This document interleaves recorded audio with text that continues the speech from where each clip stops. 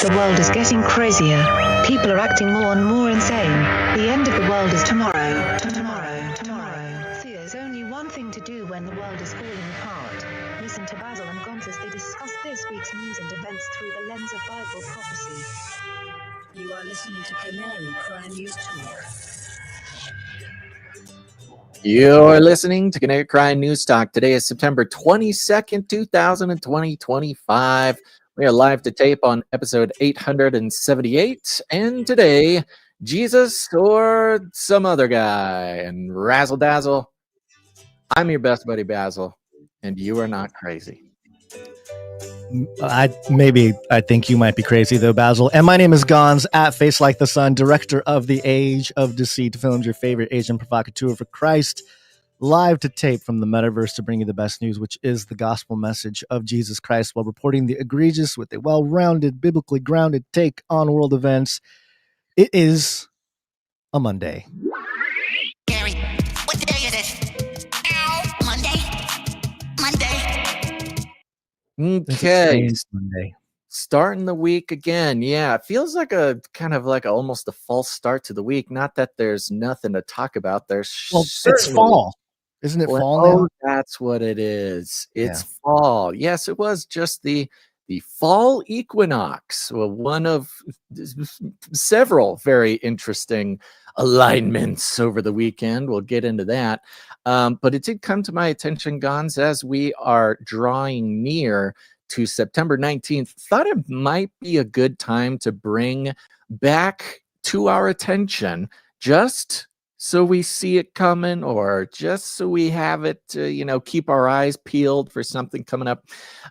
September 29th, 2024 was the day that Donald Trump posted the St. Michael Prayer on his X account, which is kind of weird, bringing up these things again, because for some reason, and I'm not even saying it didn't belong there, but for some reason, this was like a huge news story when he posted the St. Michael Prayer on September 19th, 2024. I guess this was coming up on the way to the election, a few months after the assassination attempt. And right here, September 29th, 2024, St. Michael the Archangel, defend us in battle, be our defense against the wickedness and snares of the devil. May God rebuke him, we humbly pray. And do thou, O Prince of the heavenly hosts, by the power of God, cast into hell Satan and all the evil spirits who prowl about the world seeking the ruin of souls. Amen. Now, this was a very interesting checkpoint or high water mark in the conversation, as we like to track as often as possible, the conversation around Christian nationalism and Christianity becoming sort of the primary identifier for so many more people. Of course, there's a conversation about the revival or the interest in Christianity, or the at least respect for Christian morals and ethics, mostly with the political right, but we're seeing it in different places as well. And this was one of those moments where we go, whoa, okay. I mean, he's not really known for posting prayers or really anything theological. And if he does say something theological, it's kind of like from the book of Trump a little bit. It's a little extra biblical. He's Although I think you're right that it did mark a high watermark, because since then, the White House account on X has been posting very explicit, you can call it Christian content. Oh, every day. It's right basically an everyday occurrence that pretty standard American evangelical Protestant theology is getting posted by the White House account or Trump. I would say more, it's kind of spread out between various politicians. But yeah, back last year, almost exactly 1 year ago, when Trump coming out and just cutting and pasting basically this Catholic prayer. An interesting thing noted last year was that the St. Michael prayer, just to jump over to the wiki here, was created, I guess, invented, written by Pope Leo the 13th. And of course, we're on Yes, the current Pope is Pope That, Leo XIV, who explicitly right. took his name from Pope Leo XIII. And so, in 2024, do you remember if Pope Leo was Pope Leo September 29th last year? I'm trying to Ooh, figure out that's a good one. timeline. I don't remember when the Pope passed away. This show makes my brain mush, to be honest with you, in terms of Yeah. when Do things you wanna happen. do Like time becomes so irrelevant just to what happened. just do a quick little But Google. I'm assuming that Pope Leo had ascended the throne by then. If not, that would have been like a pretty crazy, I don't know, prediction by Donald Trump. Pope Or, Pope Pope passed away in April of this year, right? no, No, hold no, on, no, hold on, hold on. no. No, It's no, not no. Pope passed away. We're talking about Pope Leo Taking becoming. over. Those are two. Okay. Those are Oh, you're different. right. Okay. But I believe that he had, because I'm trying to remember our reporting on it. Anyways, so there you go. We are exactly 1 week away from September Sorry, I'm just finding it. Papacy began May 8th, 2025. of this year. Yeah. I wonder if what are they called? The candidates had been announced. Like, did Yeah.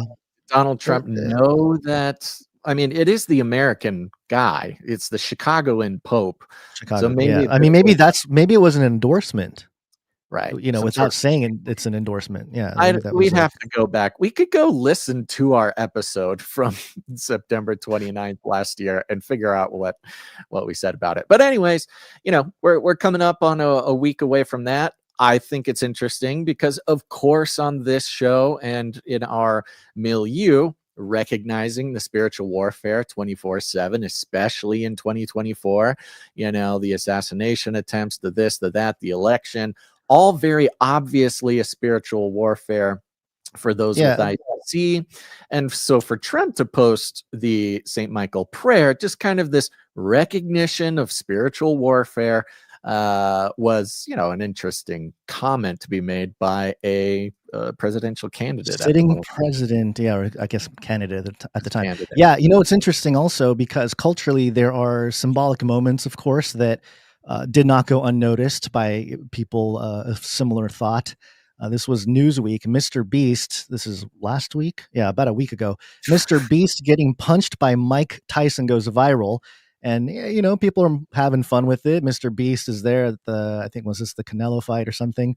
And this is very, very smooth slipping this into the show, by the way. Here's why I'm going to say it, because, of course, people were highlighting Michael, the Archangel Michael, punching the Beast in the stomach. Mike Tyson, Archangel Mike Tyson.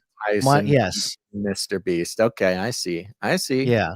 So people were making that connection.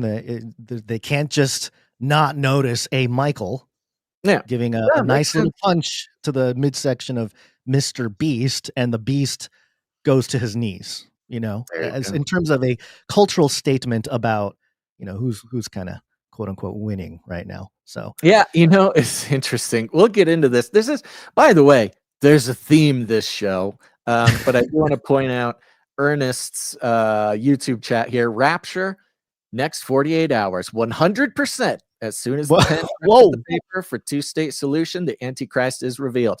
Yes, there's lots of talk about, we'll get into the story, but some geopolitical stances on Palestine and some other things going on.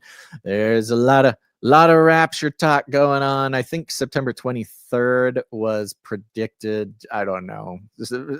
People have been talking about September 23rd for a while. But interesting things going on. We got to just get into it, Gons, because there was a story that started on last episode's show day. We didn't get to cover it. And I think very interestingly, again, in the heavenly realms, this story ends on the next show day. So speaking of spiritual warfare, let's talk about Jimmy Kimmel for 1 second. Psyops. We've just been psyoped into discussing Jimmy Yes, Kimmel. We have. But I think there's a plan here. There's something bigger going on. Something bigger always going on this show. It drove me absolutely nuts. So I'm glad we actually just get to close this out and move on, because after basically between Wednesday and Sunday, Charlie It was Kirk's a funeral. party. There was absolutely nothing anybody could possibly talk about except for Jimmy Kimmel getting kicked off the air. And I probably heard the Jimmy Kimmel clip and every bad take that you could possibly have over and over and over and over. Every single podcast covered it. There are times when something happens just in our weird timing of the show where I go, oh no, it's in between show days. We're going to be late. Oh, at least we can. No, I'm actually thinking we've been graced by God that we didn't have to get deep into the Jimmy Kimmel conversation. But CNN here reporting ABC yanks Jimmy Kimmel's show indefinitely after threat from Trump's FCC chair.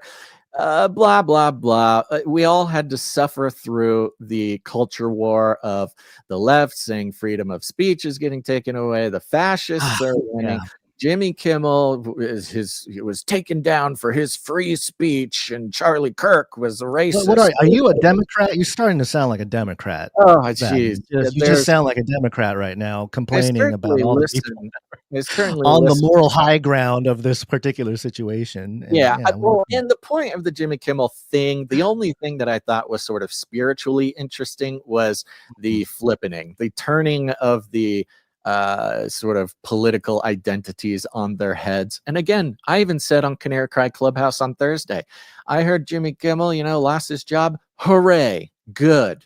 I'm glad. That's great.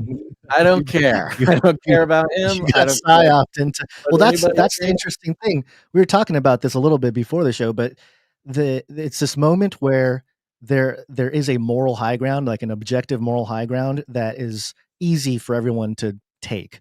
And so, of course, in the sense of logic and objectively looking at the whole situation of everything that's happened, it's like, yeah, of course. I mean, this is no big deal.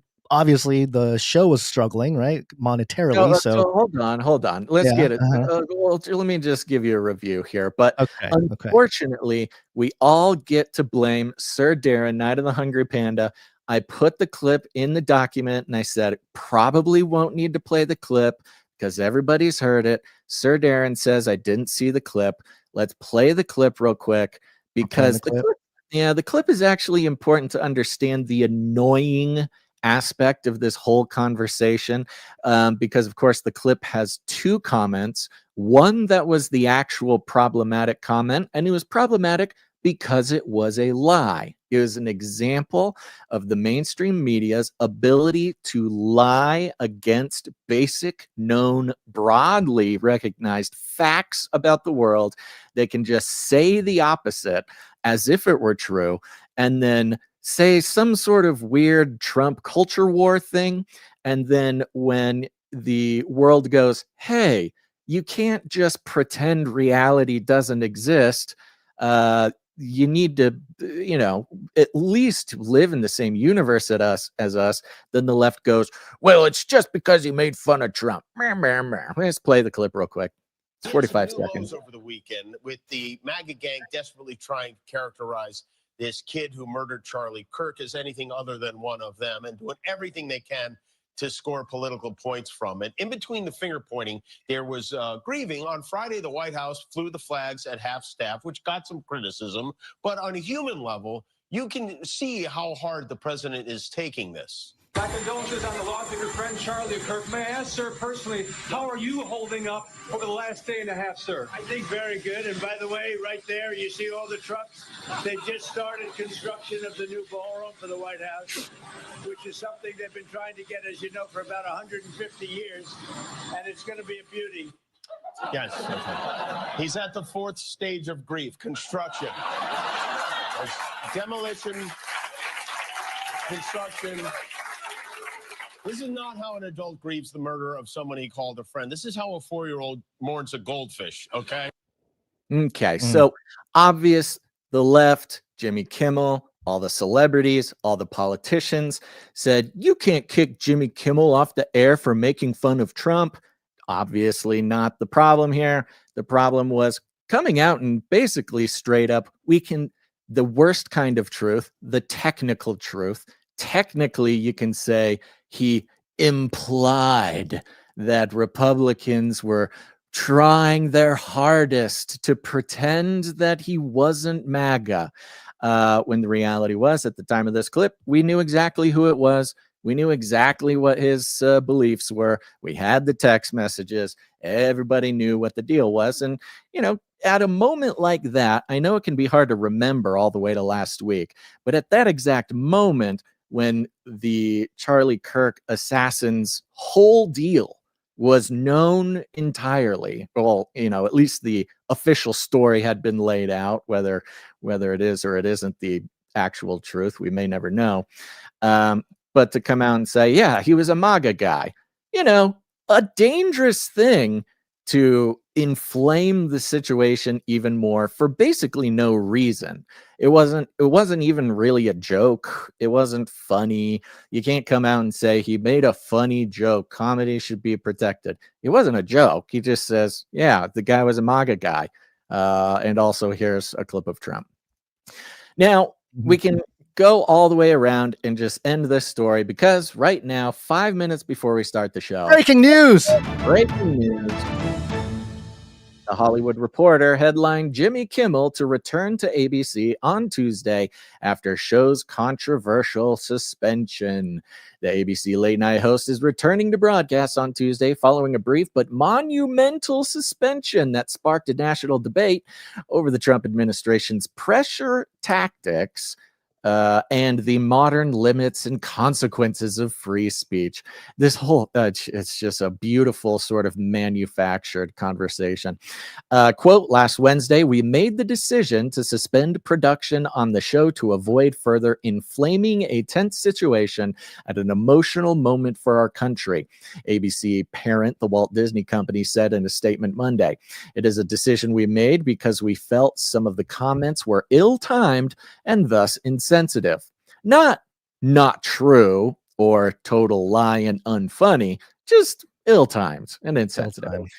We have spent the last days having thoughtful conversations with Jimmy, and after those conversations, we reached the decision to return the show on Tuesday. So thoughtful. The move follows. Now, I'll actually give at least the Hollywood Reporter credit for this. Having lived through the annoyance of the psyop that was the Jimmy Kimmel, conversation, First Amendment conversation, I'll give him a little bit credit for this.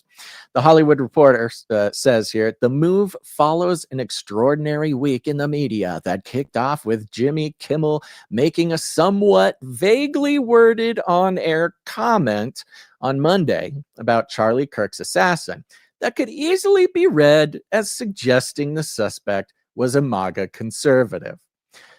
Vaguely, I love how they didn't even call it a joke. The whole conversation was like, you can't censor comedians for being funny. It's like, well, it wasn't funny. It wasn't a joke.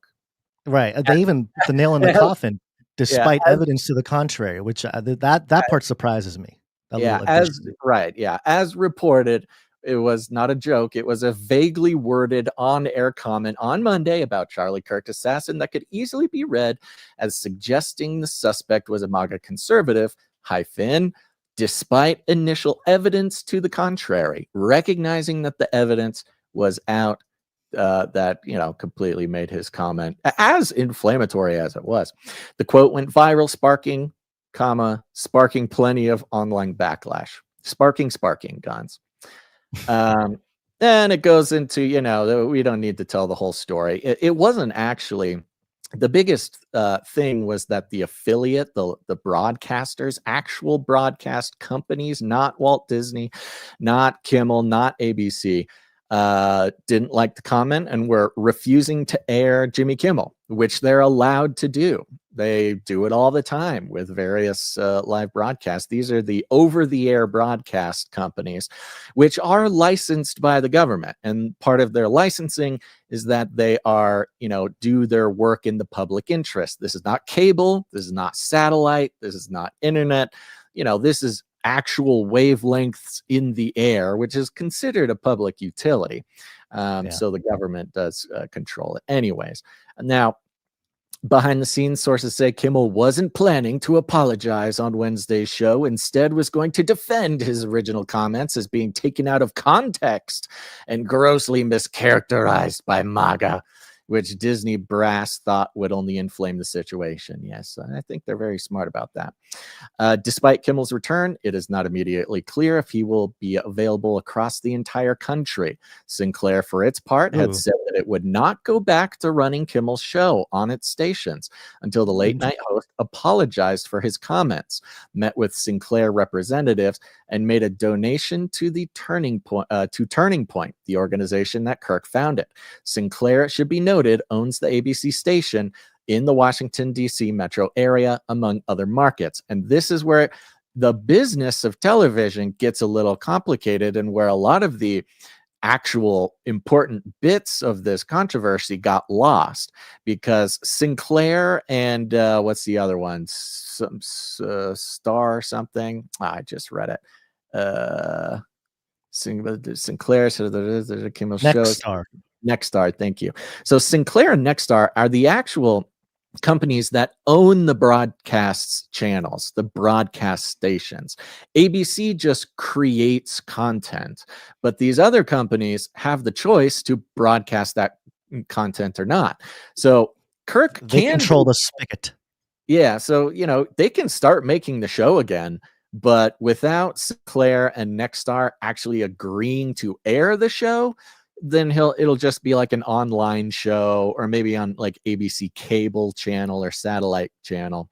But Sinclair and Nexstar are the ones who make the final decision on what actually gets broadcast or not. So we'll see what happens. They said they're not going to do it unless he apologizes, and so far he's not volunteering to apologize. But there you go. There will at least be humans in the Jimmy Kimmel studio tomorrow making a show. Whether or not it gets broadcast remains to be seen. And so is what happens to all the people that were celebrating this? Do they get the win? Is this a consolation prize? Like what is it now? Because it feels like they got juked out. It feels they like did get a little juked out, but I think the psyop of it all was very effective, making it about not the comment that it was actually about, calling it free speech, calling it a joke, this kind of stuff.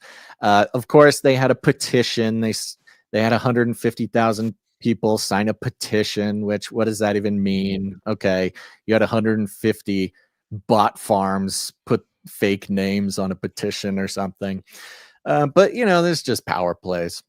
It doesn't, I don't know. It's not the biggest deal, but I'm glad it's wrapped up so we can go on to what's actually going on. It does. Yeah, I was going to say that it is commentary on maybe the lack of relevance that this mainstream is still culturally relevant, obviously the airtime of, big stations.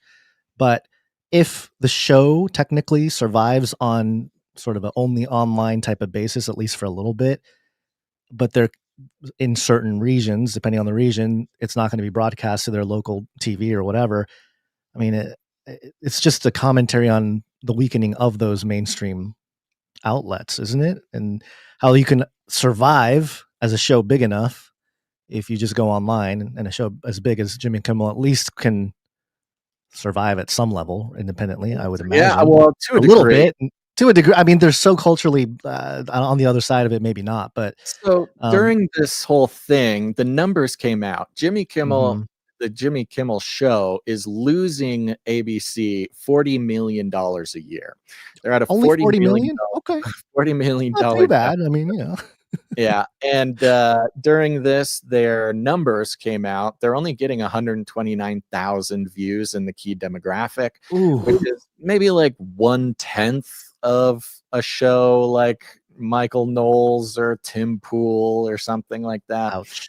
So, but they have 100 writers and 1,000 production people. It's crazy. And part of the reason I think why it will survive, or at least there's so much fight for it to survive, is mainly for economics, just keeping people employed.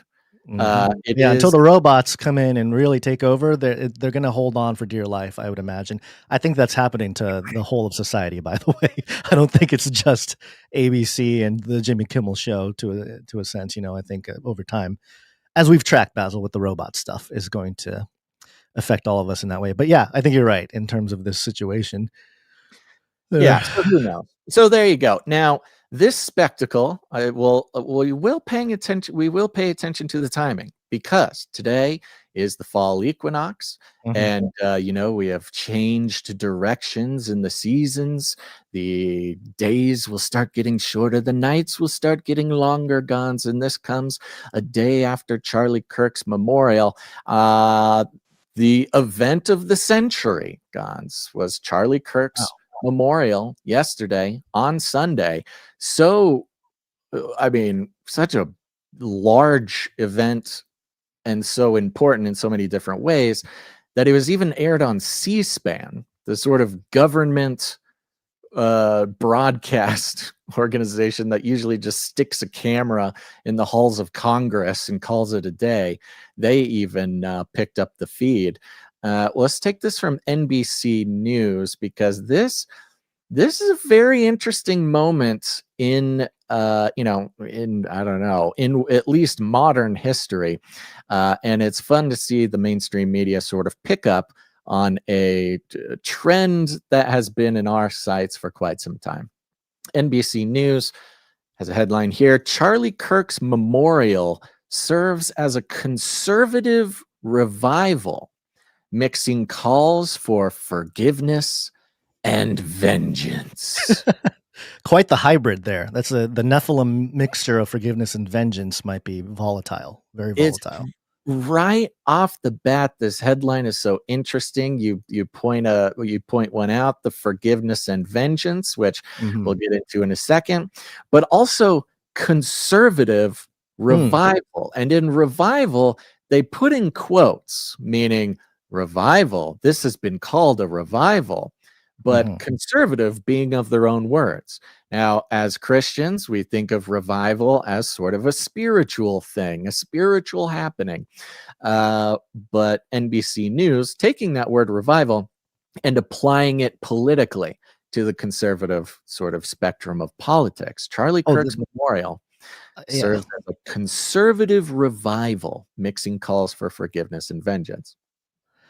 Yeah, I was going to mention if you were going to skip the subtitle of it, because they used another word that I think is very triggering with all of this, is the word martyr. It says Sunday's memorial service for the slain activist was also a faith-based argument for American conservatism, with many speakers calling Kirk a martyr, in quotes.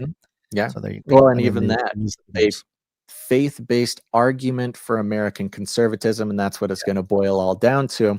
I actually would love to start with playing their headline clip here, because it brings up some interesting points that I'd like to follow up with some other clips. All right, let's give it a go. Tonight, President Trump closing out a day of prayer and politics at the Arizona memorial service for assassinated conservative activist Charlie Kirk. None of us will ever forget Charlie Kirk, and neither now will history. The president's speech following remarks by members of his cabinet and inner circle, including an emotional Vice President J.D. Vance, who was close to the 31-year-old Kirk. I have talked more about Jesus Christ in the past 2 weeks than I have my entire time in public life.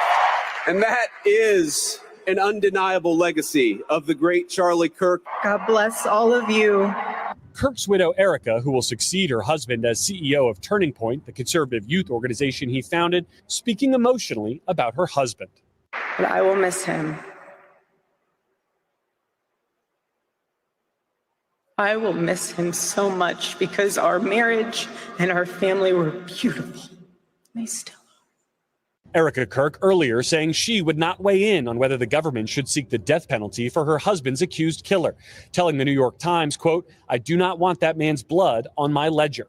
Earlier today, FBI Director Kash Patel posting a lengthy update on the investigation into alleged shooter Tyler Robinson, promising the FBI is, quote, "meticulously investigating theories and questions about the case, including some internet-fueled conspiracy theories." While back in Glendale, tens of thousands of attendees packed State Farm Stadium, home of the NFL's Arizona Cardinals, many lining up overnight to secure seats amid extensive security measures. Oh, this is amazing. We love Charlie so much and all the work that he did in this country. We're coming here to appreciate him and appreciate what he spoke for. Okay. Garrett is back. Oh, sorry. I forgot I had a little. There's more. There's more. You want more? You want more from always NBC? More. Okay. So the headline talking about forgiveness and vengeance. Now, some of you may already notice something that I noticed watching that video, was that there was no mention of forgiveness or vengeance. You'd think that they would like to make a point about that and use the power of clipping a funeral out of context to, make a point that they want to make. But there is no mention of forgiveness nor vengeance. And one thing I thought was also very interesting was the mention of Kash Patel's tweet afterward. Yeah, it was almost completely out of context. I do want to read this tweet because I'll say this.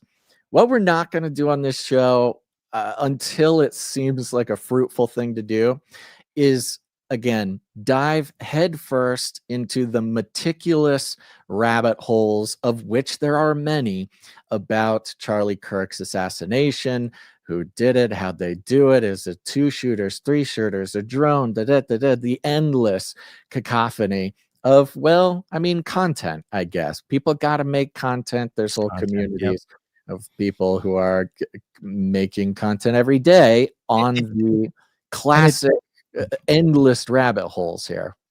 Yeah, I was going to say, and it does become the example for free speech. And that's the one thing that it's almost like a necessity to have that stuff be part of public discourse, to sort of demonstrate it on a 24/7, 365 basis. Otherwise the practice of free speech in that way is not happening. So, it's you don't have to engage in it, but just understand what it is, So it's an interesting take on it. Warfare Warrior 777 on Rumble says, what are some of the internet fueled conspiracies? I'm glad you asked, and we can hear it straight from Kash Patel. Let me introduce him properly. The FBI here. A lot of it's a hoax. It's a hoax. I mean, it's a money-making industry, okay? Unindicted co-conspirators. As the director of the FBI, I am committed to ensuring the investigation into Charlie Kirk's assassination is thorough and exhaustive, pursuing every lead to its conclusion. The full weight of America's law enforcement agencies are actively following the evidence that has emerged, but our efforts extend beyond initial findings. We are examining every facet of this assassination. We are meticulously investigating theories and questions, including the location from where the shot was taken, the possibility of accomplices, the text message confession and related conversations, Discord chats, the angle of the shot and bullet impact, how the weapon was transported, hand gestures observed as potential signals near Charlie at the time of his assassination, and visitors to the alleged shooter's residence in the hours and days leading up to September 10th, 2025. Some details are known today, while others are still being pursued to ensure every possibility is considered. Almost there. Our primary focus is to complete this investigation and deliver justice. To protect the integrity of the investigation and subsequent prosecution, we cannot release every piece of information we have to go to the public right now. We will ensure every question is addressed. Every question is addressed at the appropriate moment. There's a little more, but what was your comment, Guns? I've kind of moved on now. My brain has moved on. Even more. Regarding specific details, such as questions about the plane that allegedly turned off its transponder. after departing Oh. from an airport near the assassination site. We can share updates when answers are confirmed. After interviews with the pilot and the consultation with the FAA, we determined the transponder was not turned off. Incomplete flight data in rural areas caused the apparent gap. The entire FBI mourns the loss of Charlie Kirk. We'll not rest until justice is served, and our investigation into the assassination will continue until every question is answered. Every question that any crazy conspiracy theorist on the internet could possibly have, we are investigating at the FBI. He straight up lists like a bunch of the main. That's what I kept forgetting and being reminded of was, oh yeah, this is the head of the FBI talking. You know, you get into this and you're like, oh yeah, okay, and you're like, wait a minute, this is the FBI actually listing all these things that, like, he's scrolling X as we are learning about this situation, you know, or investigating all the different things people are investigating. We live in a virtual panopticon. This is crazy. Yeah, this interesting recognition that Kash Patel is aware of all of your conspiracy theories. He's saying to the internet, I hear you, I see your theories, and don't worry, we're looking into it. Now, whether he's actually looking into it, whether they know exactly what happened and they're just keeping the psyop going, you know, all this stuff is possible. But on the day of Charlie's funeral, he comes out, the FBI director of the United States of America comes out and poignantly goes through a list of conspiracy theory details and says, I hear you, we're looking into it. Which, I mean, and we're not stopping till we answer them. And we're gonna find the chair conspiracy, the leg. I mean, there's so many. And even the fact right there, you know, I don't know if I would use this word, but he might use this word, debunking or just releasing the evidence that they have about the plane. Now, there is the other plane. That's the thing, Gons. They want you looking at that one plane and not see the other plane dropping off the drones over the lake, but at least that one plane that was pointed out earlier. So, you know, as far as that, to me, is a signal of like, okay, I mean, of what we've already known forever, which is there is no secret conspiracy theory on the internet. They are aware of every theory that anybody is having, okay? They have all of it. They have all the data. They're listening to you.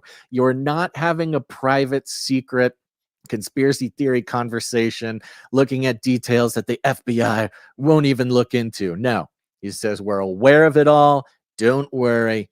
We got you, which would be a great way to sort of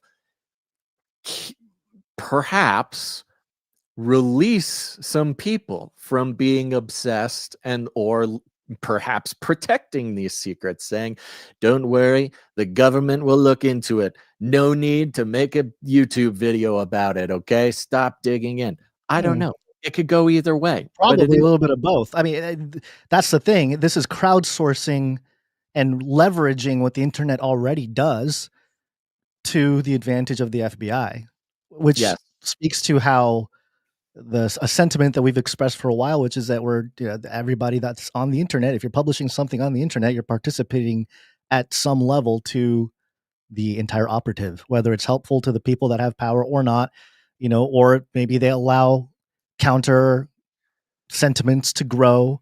And I'm sure that's been part of the experiment all along, the social experiment, that everything is, everything you say, everything that gets published has some kind of effect.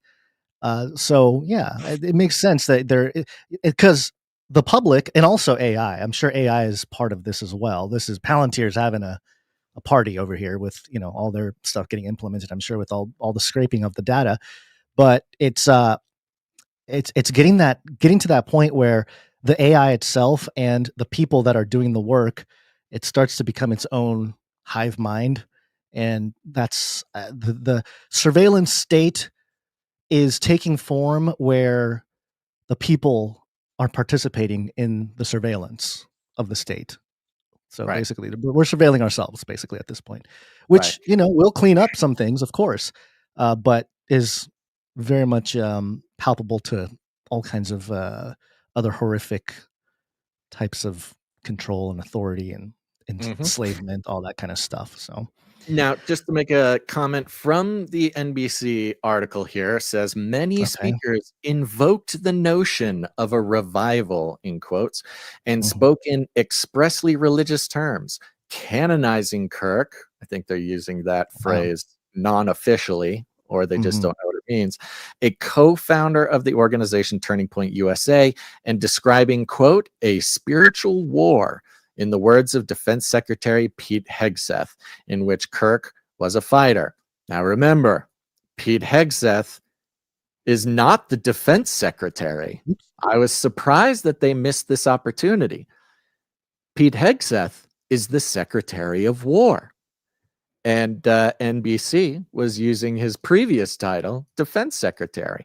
But we've seen the sort of Pete Hegseth narrative over the past year or so about how he's wants the Crusades and how he's a Knights Templar and how he's like a psycho. I know it's such a man. It's too bad because there's a part of me that's kind of like with this idea of a revival and this public declaration that we're experiencing a spiritual war. It's so on point with what we've been talking about for so long and what we've been passionate about, that it's kind of like, yes, this is great that, you know, they're getting the word out. This is like the highest levels of getting the word out. But then, of course, it's coming from the very thing that wants to harvest all of that and use it for different purposes. But I guess that's the way it was always going to be, wasn't it? I mean, if you can't think about it. So Careful it makes now. sense. Don't get too far ahead because we're going to jump right into the all broader right. conversation we're having.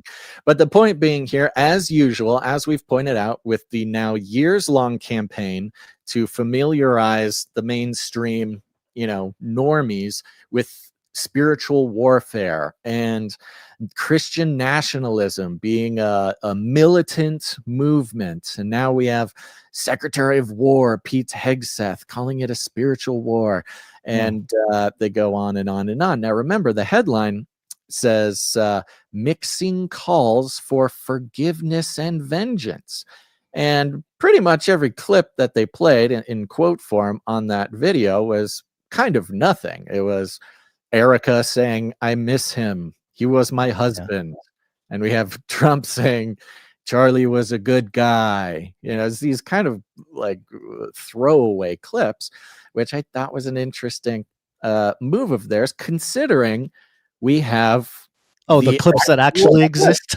The actual clips that show the mix of forgiveness and vengeance. Now, I don't know where vengeance came from, but okay. And now this was the clip that I would have expected them, if they were trying to really give the, I don't know, impression of what the widow of Charlie Kirk was trying to communicate. Here is that. It's a little long and it's got some pauses, but this was sort of the emotional moment that at least Christians that I'm seeing, you know, are very proud of her response in this case. But of course, this clip is being ignored by the mainstream media because if you see this clip, you can't call them Nazis and you can't call it a fascist, you know, rally. You can't, all the claims that this was some sort of like Nazi festival don't quite jive with this clip of Erika Kirk. My husband, Charlie, he wanted to save young men, just like the one who took his life.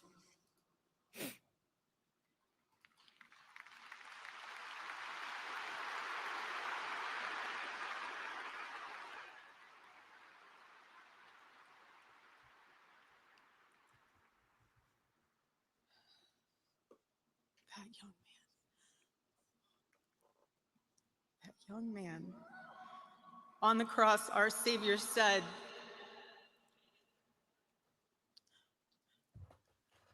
Father, forgive them, for they not know what they do. That man, that young man, I forgive him.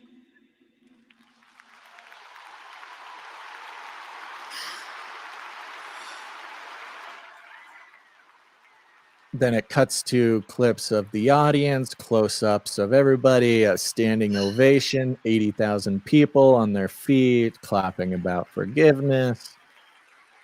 Goes back to her crying, wiping, dabbing her makeup before it starts running.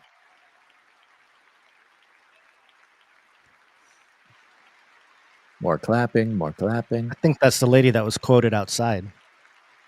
Oh, interesting. Yeah. About 30 seconds left in the clip here. I forgive him because it was what Christ did and is what Charlie would do. The answer to hate is not hate. The answer we know from the gospel is love, and always love.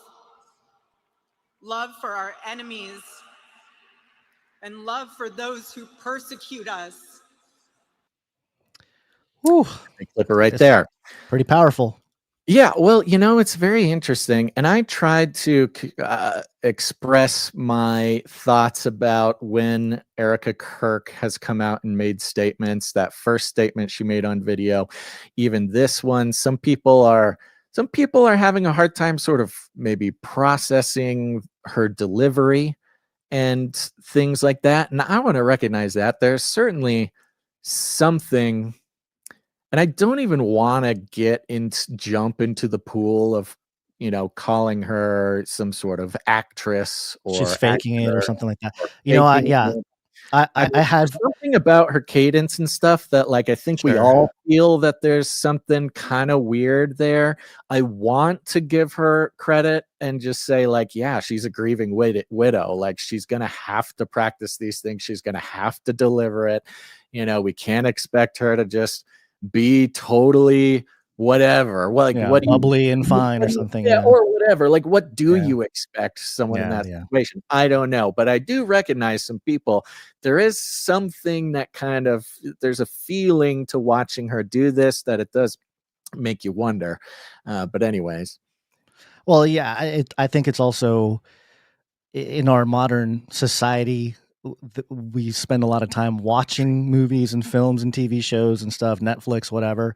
And so, we are already programmed to think or to suspend reality in a sense. So, and just the cadence, the cultural cadence of how people talk, it's just, if people are watching a lot of TV, they're going to naturally pick up on those slight tendencies or habits or whatever.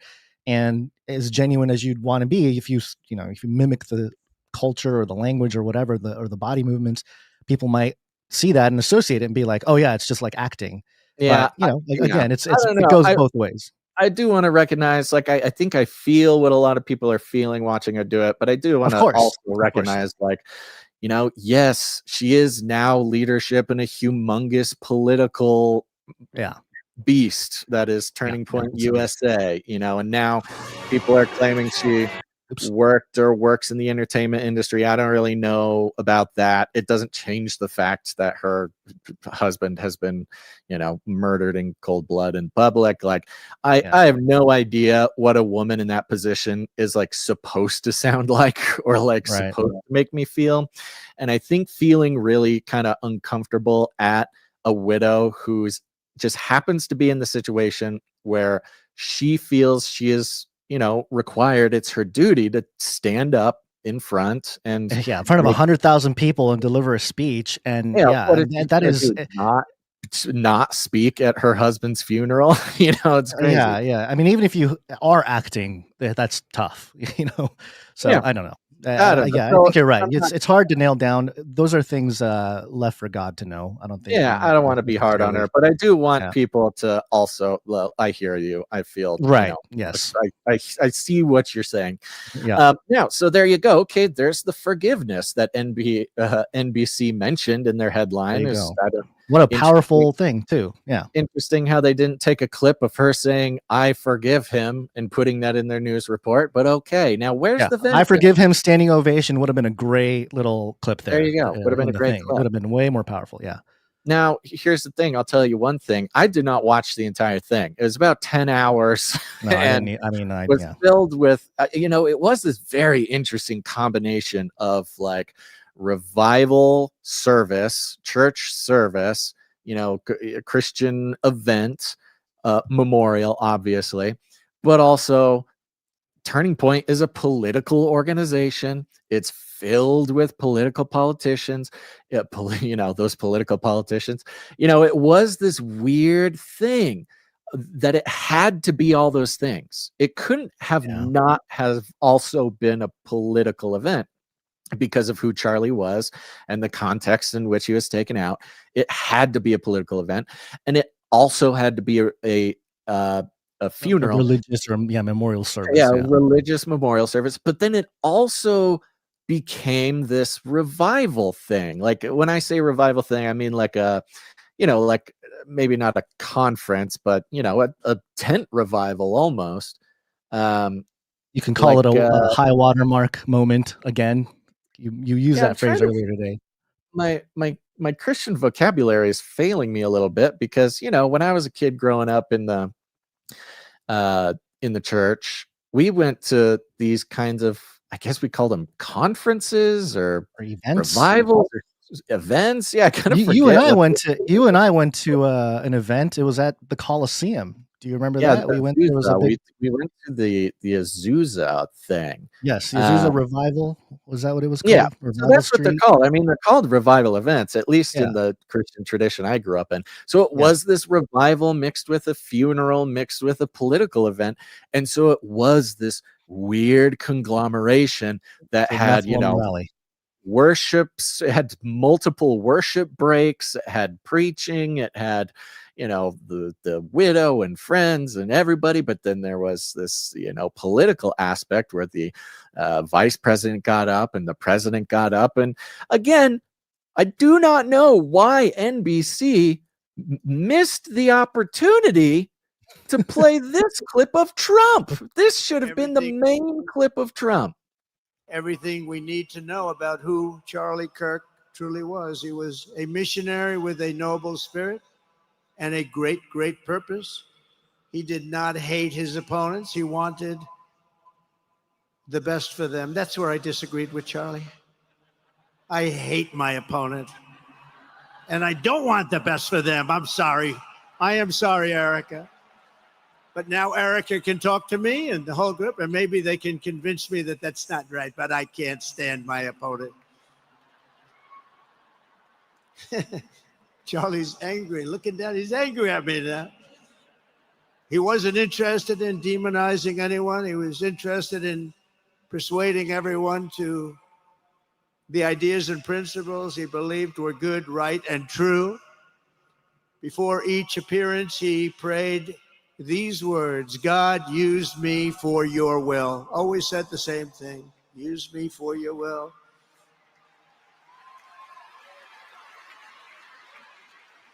And that interesting cut.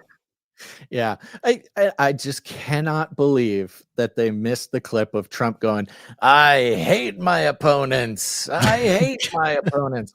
I mean, especially with all these people online and various mainstream outlets been like, it was a Nazi rally. It was a scary look into the Christian nationalist fascist future of America.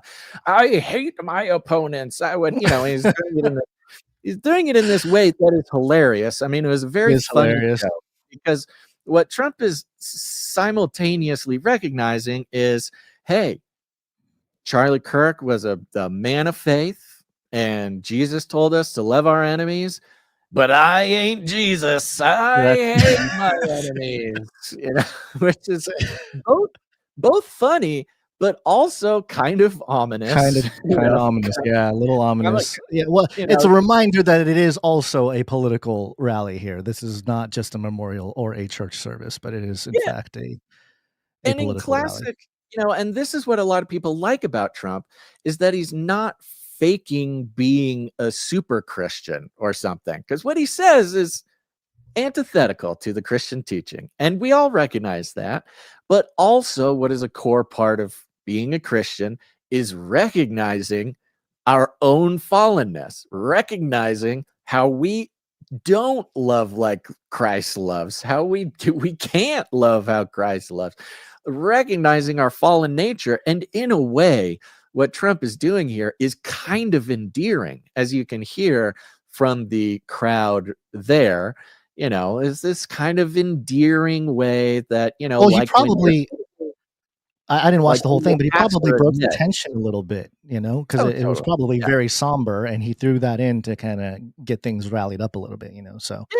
Yeah. And making not just sort of a religious statement, and who knows if he was trying to or not, but his religious statement was a very powerful religious statement, which is something that the mainstream and people who just get what they know about Christianity from movies and TV shows, is that Christians are the first ones to tell you that they do not live up to the ideals of Jesus Christ. That is our core identity. That's like the whole that point. Yeah.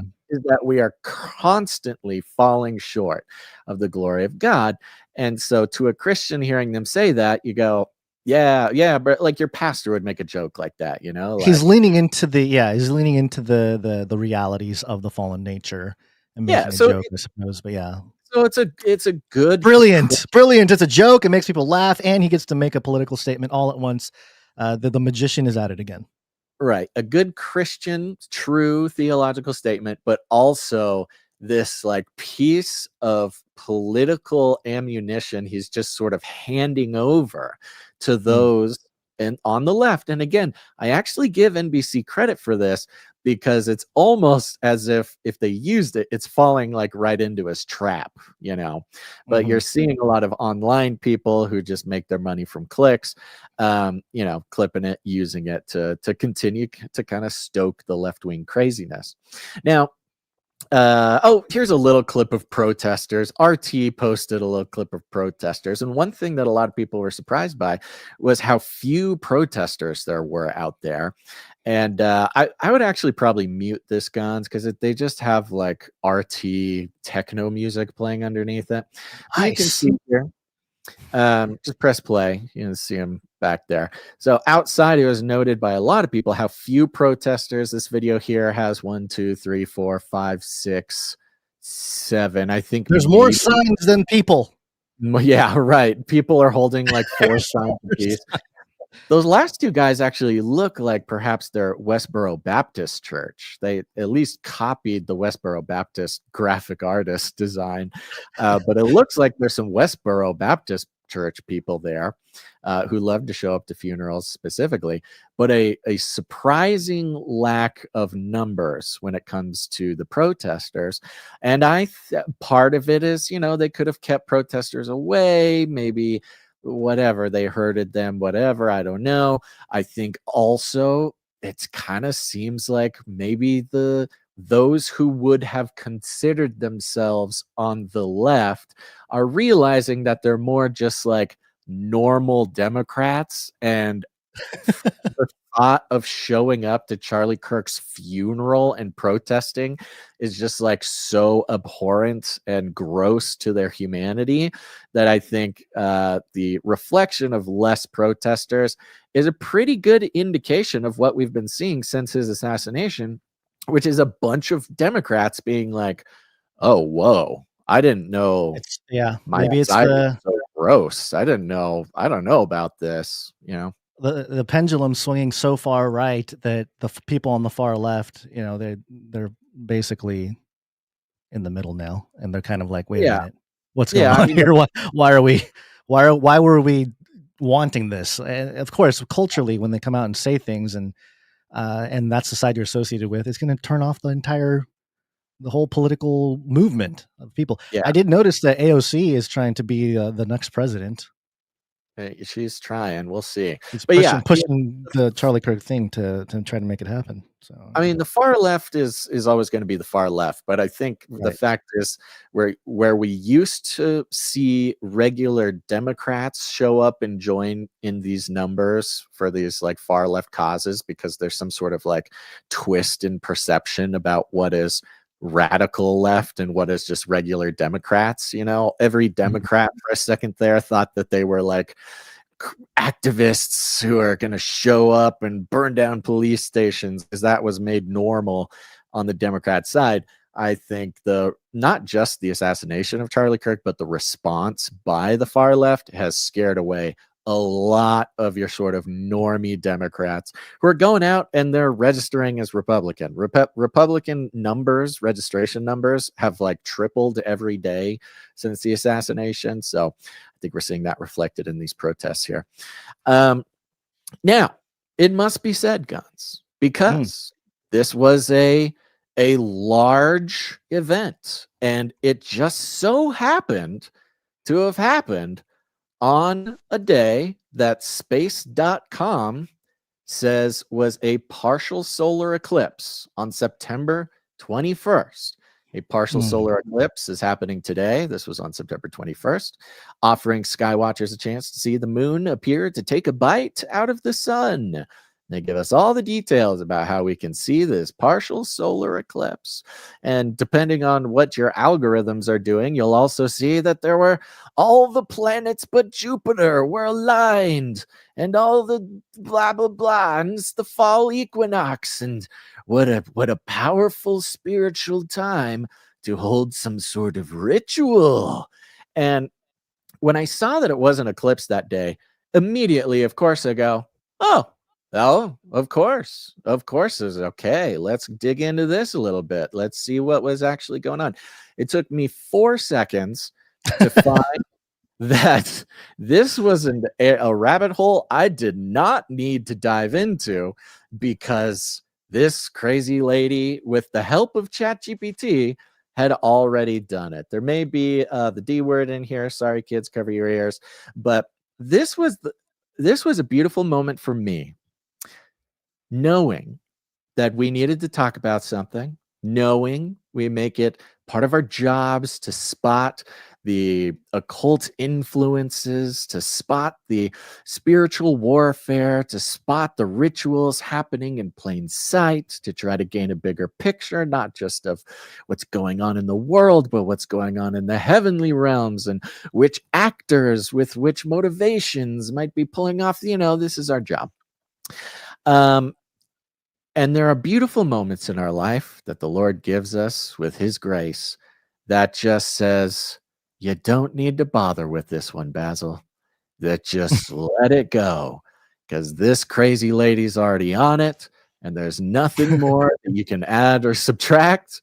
So this is on top of everything. We've got the Christian nationalism. We've got the I would say, I don't know how to really say it, but the sort of real Christian life aspect of what's going on. Of course, we've got the political aspect of what's going on, and we got to get the New Agers in here.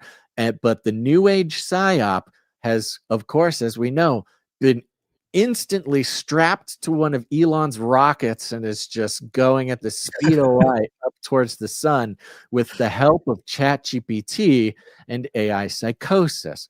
But here is, I'm sad to have given it away that this was written by ChatGPT, but you'll notice a couple things this woman says as she is very, very secretly reading a script that immediately give it away. But here are the details.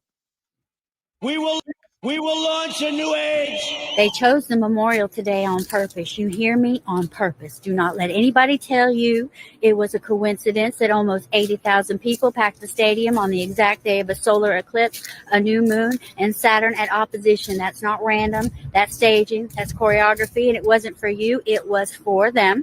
And here is the ugly truth. Crowds are batteries. When tens of thousands cry, chant, and sway together, you create a current. Science calls it collective effervescence. Spirit folks call it energy harvesting. I call it what I see it, stealing your grief and cashing it in. And this playbook isn't new. The Romans did it in the Colosseum, blood and bread to distract the people while the empire pulled strings behind the curtain. Televangelists do it every single Sunday. whipping a congregation into tears, then passing the plate at the peak. Even Hollywood showed you the metaphor in The Matrix. Humans strapped in as living batteries, feeding a machine that doesn't give a damn about them. Fiction? Sure, but it makes the point plain. Your energy can be drained and redirected. That's exactly what happened today. A memorial dressed up as a spectacle, tears turned into chants, destiny slipped into the mic right as the eclipse hit. While you were raw from loss, they funneled that energy straight into their machine. Donations, pledges, loyalty. The eclipse, that was the amplifier. Tie a man's death to the heavens, and suddenly it's not just a loss, it's prophecy. And if you question it, you're told you're dishonoring the dead. And that's the trick. Grief turns sacred, sacred turn untouchable, untouchable turns useful. And here is the kicker. It worked. People walked out of there buzzing, ready to give, ready to fight, ready to defend a story somebody else scripted for them. That charge didn't fade when the lights cut off. It got banked. It'll be spent later on whatever agenda they load into it. This was not comfort. It wasn't closure. It was control. They harvested 80,000 beaten hearts today and called it a memorial. So don't get played. Don't call it holy when it was a hustle. They chose that day on purpose. They chose that stadium on purpose. They used that eclipse on purpose. And unless you start naming it, they'll keep doing it. Because listen, harvesting your pain has always been the oldest con in the book. Stay awake, stay loud, and do not let them farm you like cattle. Woo doggy, there she goes. Let her loose with a chat GPT and she can just go, baby. Yeah. Now I got enough to deal with in real life. And then I hop onto the show as my therapy, and then this is what I get here. Well, and this is the funny thing, because all the things she said, are not necessarily incorrect. Well, there's nuggets of truth there, but yes, the delivery and the the overall sort of context might be a little off there. But it's not this is that. This is the scam. Did she breathe? I don't think she's human. That was not edited, folks. Like, how sometimes they do a fast cut edit. People are now fast cut editing themselves because they can just read AI outputs without breathing. Apparently, I don't think I didn't hear a single breath. Good. She obviously does. I didn't look into her. Maybe she is practiced up on this sort of thing. But I mean, there you go. You think that we got to remember, we got to keep in mind that this was a political event, very powerful political people. It was on the 33rd parallel. It was on the eclipse. It was on the fall equinox. All these things. I mean, it was as sort of ripe for this sort of thing as like the Super Bowl halftime show type of thing. Yeah. And it's funny because AI is now very good at putting together the sort of schizo content. Like I mean, schizogram is still my favorite part of the internet. And you spend time on the internet after about 9 p.m., you're gonna fall into some weird rabbit holes. But point being is this just sort of outrageously well produced, well attended, well planned. I mean, that was kind of one of the things too. People were like, there's no way they put this together in a week. Well, it's Turning Point USA with basically the full backing of the US government. They are they can pull it off. Event planning, that's their whole thing. They're great event planners. Yeah, they probably already had these speakers and this venue already booked because they were doing TPUSA events on that. True. Day. Oh, man, that's a good point. Maybe to look at a calendar to see. But I mean, with an event like this, they can get people to move very quickly. It was also C-SPAN. It was. I mean, that's the crazy thing. I mean, of course, we talk about the sort of power of ritual is fueled by human attention. The more eyeballs you can get on certain things gives the spell more power. And of course, there's going to be millions, not only of almost 100,000 people in the stadium, but millions of people watching around the world. That the U.S. federal government was streaming it on C-SPAN is also a pretty crazy detail. Yeah. Well, the reaction to all of this, the Christian nationalism side of it is, I know we talked about it a little bit, but there's a couple things I want to point out. So you see, I also call myself a Christian nationalist, and that's not a bad word. So, of course, the mainstream started labeling a lot of the right-wing extremists and everything as Christian nationalism, Christian nationalist. I don't know. It's been, how long has it been now? Maybe 10 years or something like that. It's been quite a long time. Many But years. but for the most part, the right or the conservative folks did not identify with it necessarily, not because they weren't, but that it just wasn't really on their radar. It was there. And in fact, interestingly enough, folks like Nick Fuentes, I don't know if he used the phrase Christian nationalism ever, but the sort of talking points are similar. But now we have people really just openly stating their Christian nationalism and being okay with it. This is Jason Whitlock posting this yesterday. Jason Whitlock is former ESPN. He left because he was not happy with the sort of political flavor of everything going on in the mainstream there. And he branched off into his own thing. And he's an interesting character because he leans into a lot of conspiratorial or, collusion type of talk within the sports industry. It's one of those brand things. It's really fascinating as an independent / alt media personality. But he said, what you're witnessing is Christian nationalism. If you're ashamed of it, that's your problem, not mine. You've been brainwashed by Marxists to believe that wanting government respectful of Jesus Christ is a bad thing. I've rejected the brainwashing. This memorial is awesome. So he thought the memorial was awesome. And he thought it was a seminal moment in declaring his Christian nationalism because it is steering him clear of the Marxist brainwashing. Yeah, well, I think that's what we're seeing. I think that is ultimately what I'm seeing, is that Christian nationalism after yesterday is now held as a bad thing by now a minority of people. Or it used to be, even, let's just say, I mean, we could talk about this year. It certainly caught on quite a bit, but we first saw it picking up speed in the mainstream during COVID, where they start talking about the dark new reality of American politics, Christian nationalism. Biden had the FBI investigating all these Christian organizations and, turning Catholics, traditional Catholics, into a terrorist group or whatever. I mean, it's kind of what they're doing. I laugh, but that's the blueprint. They used it before. We've, this is part of the history of our show, is that we've documented some of these things and spoken to people who did even more of the heavy lifting when it comes to documenting this stuff. But, I mean, it's just crazy how one of the things we talked about, at least back on episode 1, well, there's a couple different episodes I want to highlight, but one of them is not too long ago, on June 9th of 2023. We published episode 159 of Canary Cry Radio, The Truth About Christian Nationalism.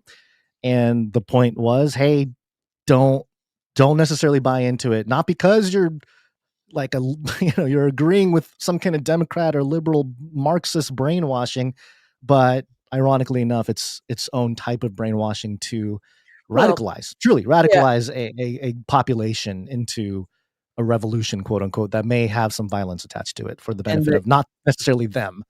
The issues with it, just to put a little bit more subtlety on it, the issues with it, because like I said, I've said almost this exact phrase that Jason Whitlock used, which I'm wondering, what's up, Jason? That, there's Christian nationalism, but then there's a totally normal desire for your government to hold spiritual things in high regard. There's Christian nationalism, the American terrorist underground that the mainstream has been talking about for years. But then there's, being a Christian and desiring your government to have the same morals and ethics that your religion teaches. Are these two different things? Are they not two different things? I think it's going back to the double speak, mind control. Oh, something got tweaked over on your side, Gons. I don't know if he's actually still here. He may have disappeared. I'm here. I just gotta. I got my son with me for a few minutes here, so I gotta. Oh yeah, no worries. So let's be clear. Those are two normal, totally different things. What Jason Whitlock is saying here, yeah, your government being respectful of Jesus Christ is a totally acceptable thing. I think that is what most people who would call themselves pro-Christian nationalists would say. There are certainly some Christian nationalists who would like a theocracy, who I'm not even saying, I have heard some arguments for a lot of crazy different ways the government could work, going from monarchy to theocracy to all these things. And there is a growing contingent of people who very seriously, are becoming more and more open to some sort of government in that fashion. Now, I think there's still a minority who would go for something as, explicit as that. But with the Canary Cry Radio episode 159, remember, folks, you are listening now to Canary Cry News Talk. Canary Cry Radio is a totally different show with interviews and topical things. You can go check it out. Canary Cry Radio episode 159, The Truth About Christian Nationalism. We really dig into this. What is Christian nationalism as it's being presented? What is the history of Christian nationalism in America going back to the mid-20th century when the government, specifically and with bureaucratic excellence, turned Christians into a voting bloc and instituted intelligence, operations to have influence with Christian leaders and religious leaders in the country. That when Christians as a group were sort of organized and deployed, because it used to be everybody was a Christian, you're Democrat, you're Republican, doesn't matter, everybody's Christian. That's called being an American, basically. But around the middle of the 20th century is when that started to change, and the government comes in and says, okay, let's go to work. And they did go to work. And the sort of religious and political landscape that we're in now did not happen by accident. And it certainly did not happen organically either. So we had a great conversation with Dr. Future. What is this? 153. There it is. With Jesus versus the spiritual industrial complex, with Dr. Future. And Dr. Future, of course, is sort of a godfather of a genre which is now possibly populates most of the internet, which is sort of the fringy Christian narrative establishment, skeptical, spiritual worldview Genesis 6 folks. Still trips me out that is now not a fringy contingent of the internet. But truly, we owe a lot to Dr. Future, and he was very kind to come on and share his thoughts in this history with us. He also has at least one great book. I think it's a series of books, if I remember correctly. And maybe we're going to have to get Dr. Future back on, Gons. I mean, it might be time. Absolutely. We do have this from this. Yes. So there is the Christian, the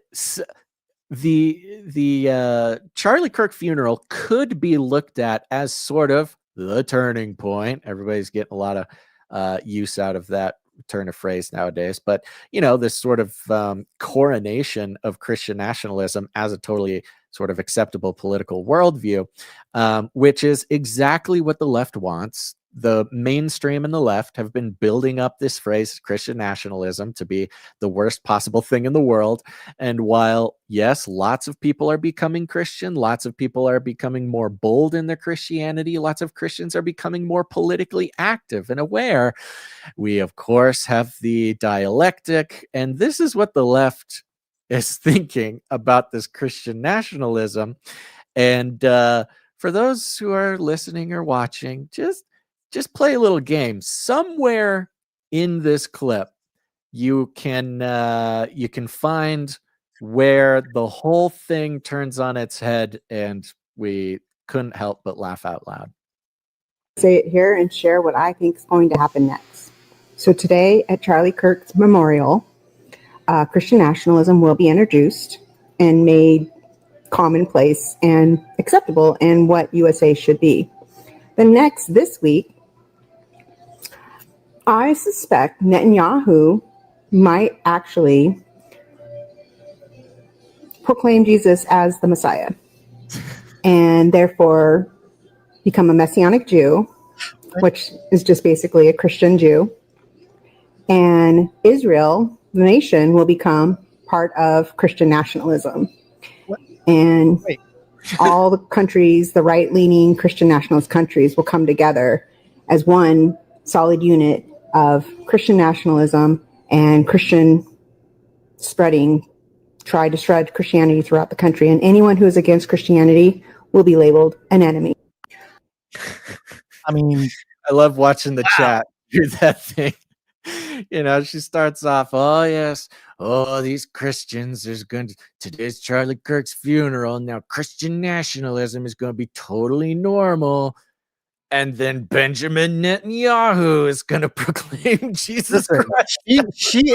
She would be number one prophet on the show if that happens this week. I mean, that is, if you want left field, that's left field. That's beyond left. That's from out of the park.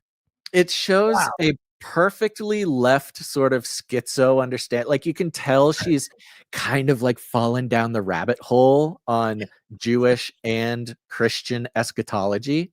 You know, she's like gone through and listen to this show. That's for she's sure. she's like read the CNN article about like Christian think the end times are coming. And then she's like gone over and read the NPR article about like, you know, the third temple in Jerusalem, but she like doesn't have any context for it. And she's kind of mixing it up in her head. And she's like, you know, huffing paint and like going to protest or something. So she's like, oh yes, don't worry. I've done the research, my fellow leftists. Bibi Netanyahu is going to proclaim Jesus Christ as the Messiah. And then Christian nationalism is like, oh my God. Israel's going to be Christian nationalist. Even though that's a whole different nation, but you know, it's a thing. She like read how Charlie Kirk like supports Israel and like puts it all together. Like, yeah, okay, Israel's going to be Christian nationalist, and then they're going to hunt down all the blue hairs. So there you go. This is a good example of the madness that's going across. I mean, it does demonstrate that on all sides, people are freaking out. Pointing fingers at the other side. Yeah, well, we harvested all that grief on the solar eclipse at Charlie Kirk's funeral. No, you know, everybody's gonna get all tweaked out. Yeah. Okay.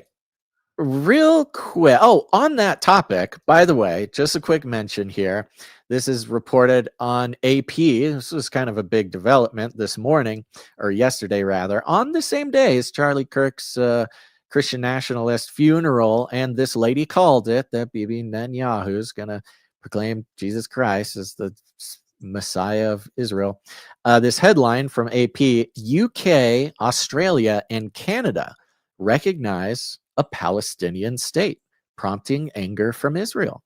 The UK, Australia, and Canada formally recognized a Palestinian state on Sunday, prompting an angry response from Israel, which ruled out the prospect. Keep in mind, UK, Australia, Canada, these are members of Five Eyes, the sort of international intelligence agency club that we're all in. So UK, Australia, Canada, generally reflecting movements within the global intelligence community here. The coordinated initiative from the three Commonwealth nations and longtime allies reflects growing outrage at Israel's conduct of the war in Gaza and the steps taken by Israeli government to thwart efforts to create a Palestinian state, including by the continued expansion of settlements in the West Bank. And, you know, it goes into the details here. British Prime Minister Keir Starmer, who has faced pressure to take a harder line on Israel within his own governing Labour Party over the deteriorating situation in Gaza, said the UK's move is intended, quote, to revive the hope of peace for the Palestinians and the Israelis. He insisted it wasn't a reward for Hamas, which was behind the attack on October 7th, in which the militants killed some 1,200 people. Quote, to revive the hope of peace and a two-state solution, I state clearly as Prime Minister of this great country that the United Kingdom formally recognizes the state of Palestine. Starmer said in a video message, "We recognized the state of Israel more than 75 years ago as a homeland for the Jewish people. Today we join over 150 countries who recognize a Palestinian state also." So this is a pretty big deal. For it to happen on the day of Charlie Kirk's funeral holds some sort of impact. I don't know, I mean, we could draw direct connections between Charlie Kirk, the conspiracy theories, the support for Israel, et cetera, et cetera.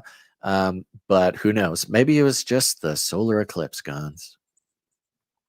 Yeah, I mean, I can picture the social engineers pulling all that energy out of the memorial and then like shooting it over to Gaza, Palestine area to do something. I don't know. Yeah. Like a Death Star laser.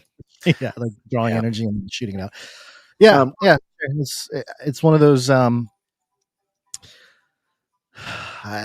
It continues to be a contentious issue, and I would imagine that it's going to shape a lot of how the further divide will occur in terms of the what the world thinks about what's happening there, because it doesn't seem like Israel's going to stop until they build out what they want to build out there. So, whether the rest of the world or part of the world calls it one thing or another, it feels like, in the Hegelian dialectic, or, a third party or an unseen party controlling everything. I think they're getting what they want, regardless of what people call it over time. Yeah, I mean, they've already, the stories recently, they've already started dividing up the real estate. They're making moves. Yeah.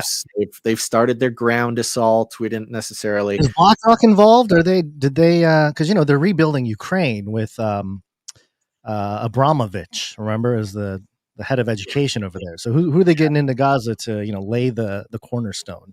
There was a list. I didn't. It's been about a week or so since I read it, but yeah, they're officially starting to split things up. The ground assault is moving into Gaza to formally sort of occupy the territory.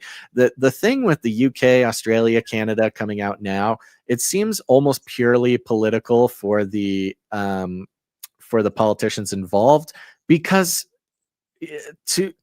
too late. Like, what are you talking about? It's already cleared out. They're already have boots on the ground. There is no Gaza. What, coming out and saying all this now is just kind of like, oh, we're just doing this so they don't kill us, so they don't come and burn our houses down like they did in Nepal.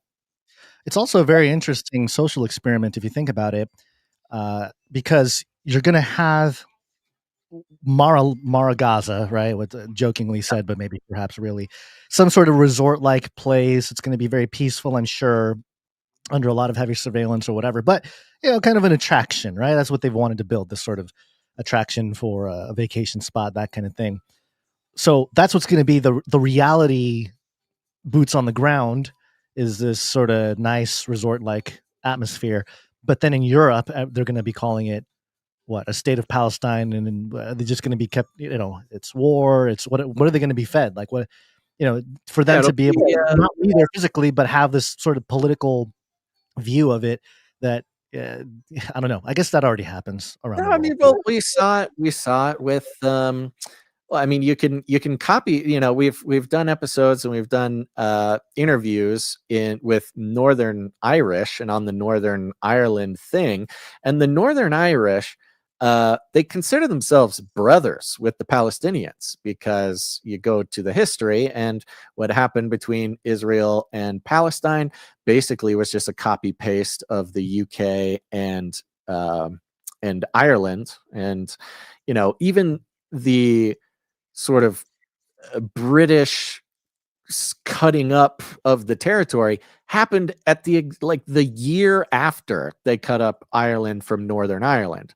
This splitting of a territory, this occupation of a territory, and it was literally like they had just split Northern Ireland off of Ireland, which is incredibly this disputed thing even to this day. They went through horrible things in the 80s and the 90s, and there are still sort of militant actions about separating Northern Ireland from the UK. It was like the year after they did that the Queen was like, okay, let's do it again. But do it to Palestine or Gaza or Israel or whatever, kind of creating what a lot of people would consider like an artificial separation of states there, with the plan specifically to create trouble. That's the point, is to create trouble. And, it's funny because, like you say, there's Gaza and then there's going to be Mara Gaza. They're going to be the same place. It's just going to have two different names. It'll be a shibboleth, depending. It'll tell someone else about who you are and what your beliefs are based on what you call Gaza or Mara Gaza. It's kind of like Derry and Londonderry in Northern Ireland, a famous example of this sort of thing. And like you said, it goes back to the network state idea, where we kind of still get trapped in thinking about geopolitics in nation states, when those at the top now, they do not think of things in nation states. They're thinking of it in network states. They're thinking like that lady who ranted off the chat GPT. It's Christian nationalism everywhere, baby. That's the network. The new network state is Christian nationalism. It doesn't matter what nation you're in, but you're part of the Christian nation. Yeah. No, I mean, you're exactly right. The kingdom of God. But of course, it's interesting how it's happening politically. Maybe the pioneers of the network state are the Christians. Yeah, well, we've said that before. They're trying to counterfeit the spiritual reality with network state, whereas with Christians, we know that we are citizens of the kingdom of heaven, and we are both now and in the age to come residents of heaven, even if we're not physically there right now. Hey, Basil, there's a little bit of breaking news here. I do have a clip of it, and this is what we expected. This is not anything out from left field. Hopefully you're okay with it. It's Trump announcing the connection between Tylenol and autism. Oh, yes. Good. Yeah, this just happened. The Amish, virtually. I heard none. See, Bobby wants to be very careful with what he says, and he should, but I'm not so careful with what I say. But you have certain groups, the Amish as an example, they have essentially no autism. First, effective immediately, the FDA will be notifying physicians that the use of let's see how we say that. Acetaminophen. Is that okay? Which is basically commonly known as Tylenol, during pregnancy, can be associated with a very increased risk of autism. So taking Tylenol is not good. All right, I'll say it, not good. For this reason, they are strongly recommending that women limit Tylenol use during pregnancy unless medically necessary. That's, for instance, in cases of extremely high fever, that you feel you can't tough it out, you can't do it. I guess there's that. It's a small number of cases, I think. But if you can't tough it out, if you can't do it, that's what you. Gosh, these people in their clipping it's so bad. But what was it? I thought this seems still like a big distraction because the elephant in the room. My jingle board stopped working. Oh no! Oh, what is going on? I was supposed to play the babies chewing on the cords. Yeah, I don't know. Yeah, that's interesting. I can't wait to actually go watch the whole thing. I would be very curious if it only included the things that the leaker said it was, or if there was anything added or taken away from that. I mean, not that I didn't believe the acetaminophen leak or whatever they wanted to call it. But yeah, I'll be curious to see if they do add or subtract. There has been some movement lately with the vaccine schedule in regards to sort of parents' options from vaccine recommendations. Not a whole lot of movement, but the media has been talking about how crazy the meetings have been, and the vaccine council is out of control, and they don't know how to hold a meeting. And at least from what I've heard recently, is that there have been some slight changes to the recommendations as far as mandates and stuff. No earth-shattering news, but mandates are not necessarily the purview of the federal government anyways. But yeah, I'll be interested to see if there's anything else that comes out of that. Are you distracted by babies? Shall I continue the show? Seems like it might be distracted by babies.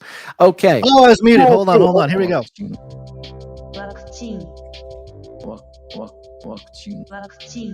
There we go. Can you hear me now? Jeez Louise. Yeah. Yes, I can hear you now. While we're on the changes that are going on in the world, another thing with Trump here is Kayleigh McEnany, not Kayleigh McEnany. What's this woman's name? Catherine? Catherine. Wait, that's not her name either. Caitlin. Yes.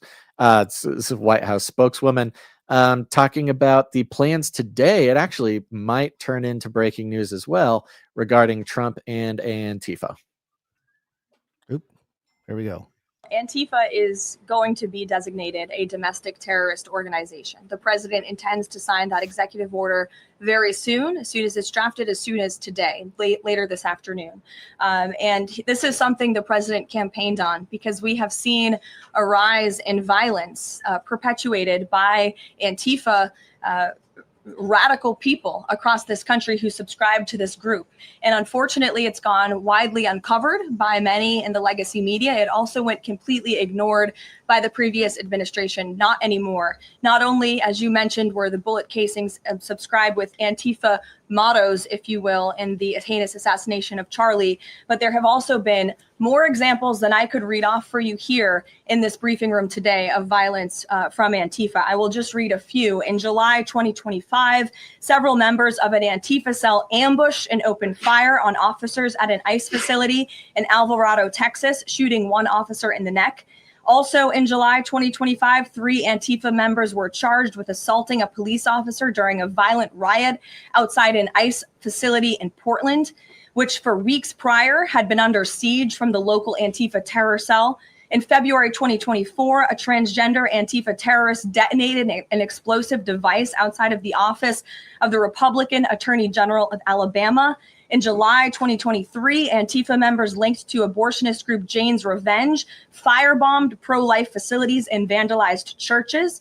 In January 2022, a suspected Antifa member was arrested for bringing a pipe bomb to a pro-Trump event. In January 2021, an Antifa supporter threatened to shoot police officers and Trump supporters outside of the Florida State Capitol building. Again, I could continue to list many more examples for those in the room who don't believe this is a serious threat to American safety and our national security, but this administration knows that it is. That's why the president will be signing this order. And we will also be, most importantly, looking at who is funding Antifa and who is funding these other violent left-wing groups that we've seen perpetuate so much crime and mayhem across our country.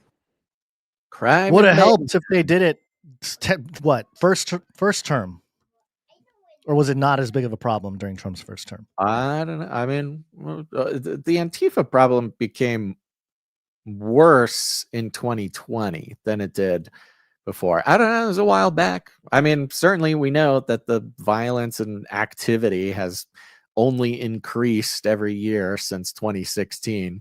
But yeah, he did mention this. Caroline Leavitt is her name, that we knew and should have known and still know. Caroline Leavitt.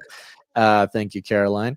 One of the things to point out in that clip there was specifically they're going to be, going after the funding. Down. Yes, most importantly, looking at who is funding Antifa, which, yeah, I mean, that's the real thing. Antifa themselves are just sort of some disturbed people who are brainwashed by Marxists, usually who come from other countries, usually failed communist states, and, are here to create problems, burn the system down so they can build it back up in their communist utopia, so they can all write poetry and farm. However, I'm looking now. It does, as of now, it does not look like he did sign anything. So, what time is it over in Washington? It's 6 p.m. over in Washington. I don't know. 5:45. I guess they sign things at all hours over there, though. They're not necessarily on office hours, so who knows? They may sign it today, or it may. Yeah, Trump after dinner. Hey, maybe he can do it tomorrow morning. There's a lot, he just did the vaccine, or not vaccine, I'm sorry, Tylenol, autism thing. So let's just push this one back today.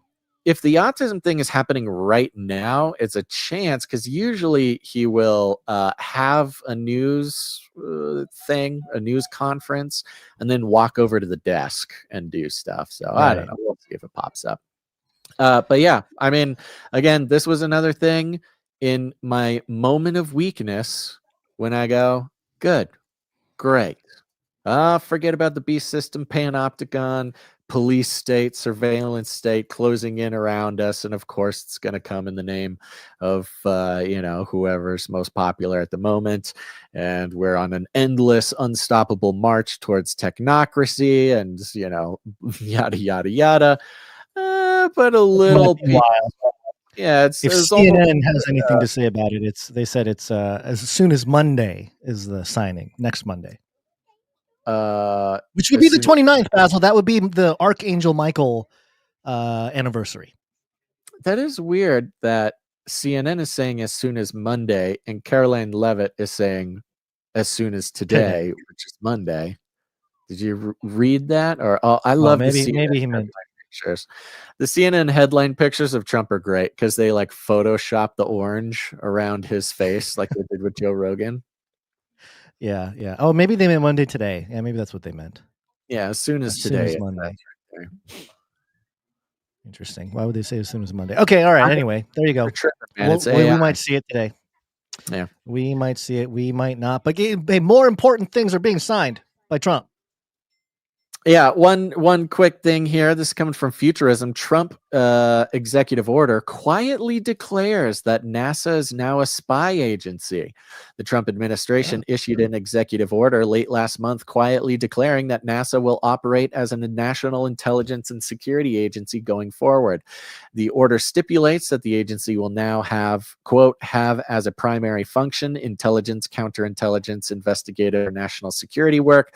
It's a major departure for the agency, which has historically focused on space exploration, as well as space and Earth sciences over its 67-year lifespan. Which is what I love about. I mean, again, Trump strikes again in his chaos magician way. In the words of Marina Abramovich, he's revealing the things that are. NASA has always been an intelligence and national security agency. Why do you think the country gives them any money at all? It's not to shoot monkeys into space. It's for spy satellites and intelligence and national security and all these things. That's what NASA is. Now, it does say, quote, no mention of that science and exploration stuff. NASA Watch founder Keith Cowing, a former scientist at the agency who now closely follows its internal and external politics, wrote in a blog post. And here's Futurism, just kind of squeaking the truth in here a little bit, but don't pay attention. There are signs that Trump's intentions behind the order were at least partially related to labor concerns rather than spycraft. The order also added NASA to the Federal Service Labor Management Relations Statute, excluding it from collective bargaining representation. So, The order. Order, sure. He recategorized NASA as well as the National Weather Agency and a couple other things like this, categorized them as important for intelligence and national security so that they can't unionize and push back politically, because that's how the deep state works. The deep state is the unelected bureaucracy. And as all those, James O'Keefe, Project Veritas videos have shown, that all these non-elected employees of the government, they like to slow down any political thing they don't like. They slow it down with bureaucracy. They slow it down with, strikes, with being bad at their job. They do it with lawfare. And so recategorizing NASA and the National Weather Service and the International Trade Administration as important for national security makes it so those sort of established, permanent, deep state, blob, whatever you want to call them, have less bureaucratic tools to slow down what the government wants to do. Again, is it probably going to bring us to the technocratic surveillance beast system? Yeah, probably. But hey, what are you going to do? Well, they were going to protest. Look at these. A protest broke out after this news, Basil. Did you see this? Did you see the protest? The sign on the left says honk. That's all it says. It's a big piece of paper that says honk on it. They're outside the NASA building. There's 1, 2, 3, 4, 5, 6, maybe 15 people. Again, less signs than people, which you can tell they're amateurs because they need more signs per person. One of the signs just says honk. Yeah, you don't need to know why you're here. We just need to make noise. We need noise. Making a difference. That's right. Noise, That's right. noise. As the Grinch would say. The headline for this is, by the way, govexec.com. I don't know what that is. GovExec. Protesters denounce cuts to NASA staff, budgets, and union rights, and being turned into a transparent thing about intelligence operations. Yeah. Individuals wearing space-themed socks and carrying signs inspired by the Star Wars movies gathered outside NASA's Washington, D.C. Antifa, round them up. Round up. To protest the workforce reduction and proposed budget cuts at America's space agency. Several of the roughly 24 protesters specifically criticized an August 28th executive order by Trump. Send in ICE. Send in ICE. Get him in there. Get Tom Homan in there. Monica Gorman, Area Vice President of Goddard Engineers, Scientists, and Technicians Association, which represents employees at the Space Flight Center in Maryland, argued that removing union protections could make employees less likely to bring up inconvenient concerns. Oh, no. Well, it doesn't matter. The robots are taking over all the stuff, so don't worry about that there, Monica. In her role, the protester identifies as a goose. Honk. Honk. In her role as an operations research analyst, Gorman said that it's important for her cost and schedule estimates to be free from pressure or retaliation. Okay, all right. Well, we're not going to spend too much time on this because no, we get it. You want to do your Nephilim update? We got to get you out of here. Oh, what time is it? Oh, yeah, okay. Sure. Let's do a little quick Nephilim update. It's been a little while. Let's do it here. Nephilim update. Always good old mycharisma.com to get all the fringy news. It's interesting because more people know about the Nephilim and all this stuff, but the ones there's still not like a true mainstream, like the big legacy presence. It's only touched on a couple times. Remember that Miami thing at the beginning? Was it the beginning of this year or last year? I forget now. But My Charisma is like right there. Faith outlet, news outlet. We've seen, colleagues like L.A. Marzulli featured on here. But the headline here, Nephilim spirits rising, the shocking demonic link to Charlie Kirk's accused killer. And it says here, the assassination of Charlie Kirk cannot be explained away by politics alone. The accused assassin, 22-year-old Tyler Robinson, was not just another troubled young man. His life reveals a descent into perverse subcultures that twist God's design and open doors to ancient spiritual corruption. Robinson immersed himself in the furry movement. Yeah. A community that sexualizes cartoonish animal identities. At the same time, he lived with this transgender. We know about some of the things, right? So the point he's making in this article is that this is what caused the assassination, and that, of course, the hybrid nature of the Nephilim. Specifically, they mentioned the extra biblical texts such as the Book of Giants in the context furries. They're saying he was a furry, and furries are Nephilim. Furry and trans and all that stuff. Wow. Let me just read some of it here. At the same time, he lived with a transgender partner and frequently publicized their struggles online. To many, these seem like eccentric hobbies or private lifestyle choices. In reality, they represent grotesque distortions of humanity, rejecting the image of God in favor of hybrid identities and chaos. When people blur the lines between human and animal or male and female, they step onto ground long associated with demonic influence. So, not wrong. Scripture tells us that the Nephilim, hybrid offspring of fallen angels and human women who lived both before and after the flood. Giants like Og of Bashan and Anakim were physical reminders that this corruption continued long after Noah's time.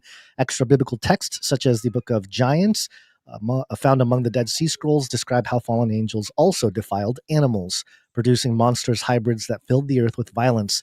These writings echo the same theme. Demonic powers seek to corrupt and twist God's creation. Robinson's obsessions mirror those ancient patterns. The fascination with hybridized identities, whether through sexualized animal personas or the rejection of God's created order of gender, is not merely rebellion. I think this was written by AI. Is not merely rebellion. It is spiritual perversion that tracks with the corruption described in Genesis and the apocryphal writings. Pagan myths, too, are filled with tales of gods mingling with animals, further showing how deeply humanity has been tempted by these distortions throughout history. And then gets into some of the spiritual stuff. So, this is sort of the undercurrent, which, now that the head of, what was it, the Secretary of War, is that the official title of Pete Hegseth? Yeah. Yeah, that he has declared that this is a spiritual war. The undercurrent, I guess, knowledge or information regarding that, when you start getting into the specifics, is a lot of the Nephilim talk. If you're talking about a spiritual war and demonic forces and all that kind of stuff, it is this Nephilim topic. So it's going to be interesting to see how it rolls out, more so to the public in a way that, and that's the thing I'm not looking forward to, Basil, is the politicization of it. But could it be that politicization is truly the last hope for humanity? Because the opposition to it is going to be pure hybridization, microchips in the bodies, genetic tampering and messing around with animals and mixing with plants and blah, blah, blah. The whole Nephilim thing in full blown sort of, I don't know, manifestation. So yeah, I don't know. It's tough because it may be the case that we will need to be politically involved in some sense when it comes to that topic, because otherwise there's no more guardrails to keep from the world from completely going in that direction. Of course, we know that Jesus called this and said that as it were in the days of Noah, so shall it be the coming of the Son of Man. So we expect to see it. How much we participate in stopping it, it's been the lifelong question, Basil. Yep. What are you going to do? Yeah, I mean, I think it's interesting, the connection with the furries and the Nephilim too. I would say formerly kind of weird defender of the furry movement, if I recall. What? Me? What are you talking about? I explicitly remember you told me not to make fun of the furries, that they are, they are humans, which that they are humans. I know you're making a joke, but I don't know what's funny about it. And I think other people will probably believe you, Gonzo. So the point I'm trying to make is both in their own strange ways, furries and the knowledge of the Nephilim, formerly sort of like underground internet communities knowing about these things, perhaps being two sides of some sort of reflection, or one being the revelation of the other. And as we come into this crazy, unexpected, or perhaps entirely expected version of the beast system, all things sort of are running together, connecting to one another, the threads coming together into one sort of weird, spiritually perverse sweater to be worn by the abominable rebels of against heaven here on earth, gods. We've got a couple producers to thank, so I think we should do that. Let's do it. Okay. We are on the value for value model, folks. And that means that we don't take any money from corporations, commies, cartels, no platform partnerships, no sponsorships, no nothing. The only reason we exist is because of the value for value model. And you might think, well, that means that I have no responsibility in this aspect. Well, you might not, but here is the fact. The fact is, unless you want economic forces that control what you do and do not have access to, and if not economic forces, government forces, there's a little old something called the value for value model. We believe it's a very biblical concept, and not only is it biblical, but it also applies to natural law if you're a natural law person. And that is, we all have different ways of receiving and transmitting and expressing value in this world. This is one way that Gons and I try to create as much value in the world as possible. And remember, it's not just the show, it's not just the audio, the video, it's the community, it's the Discord, it's the culture, it's everything. And we couldn't do it without our producers. Are you a producer? Well, now might be the time, because if you want the show to exist, if there's any value in the show for you, or you've gotten any value from it, and you want to get value from it again, you got to participate in the value for value model, which means you become a producer. Yes, a producer with your time, your talent, or your treasure. And we got some people to thank for coming in and making this episode possible. Every episode of Canary Cry News Talk is explicitly made possible by our producers who come in. Sometimes they help us out with processes, or they create art or jingles or music, or they organize and run part of the community, whatever their skills, whatever value God's given them to put towards his work. That's what they do. And of course, we need people to come in with the value of the land, which is fiat currency. Well, cryptocurrency works too. But we like to thank our executive producers first. Big ol' thank you, big ol' shout out to all of our monthly producers who go in, they sign up for the supply drop, they sign up for a monthly producership. They say, I get it, I want it, I don't want it to go away. And so the more people who go in and say, you know what, $1 a month, $2 a month, $5 a month, $30 a month, whatever value means to you, the easier time we have making it episode to episode. It's been a little rough going episode to episode lately, but thanks to our monthly producers, we're able to get there. But we have executive producers. These are the ones who come in for $100 or more for any individual episode. That's why we thank them big time. You ready to thank the execs, Guns? Yes, sir. Okay, starting out, of course, with Sir Alex Protocol, V2 Baron of the Breen Protocol. Coming in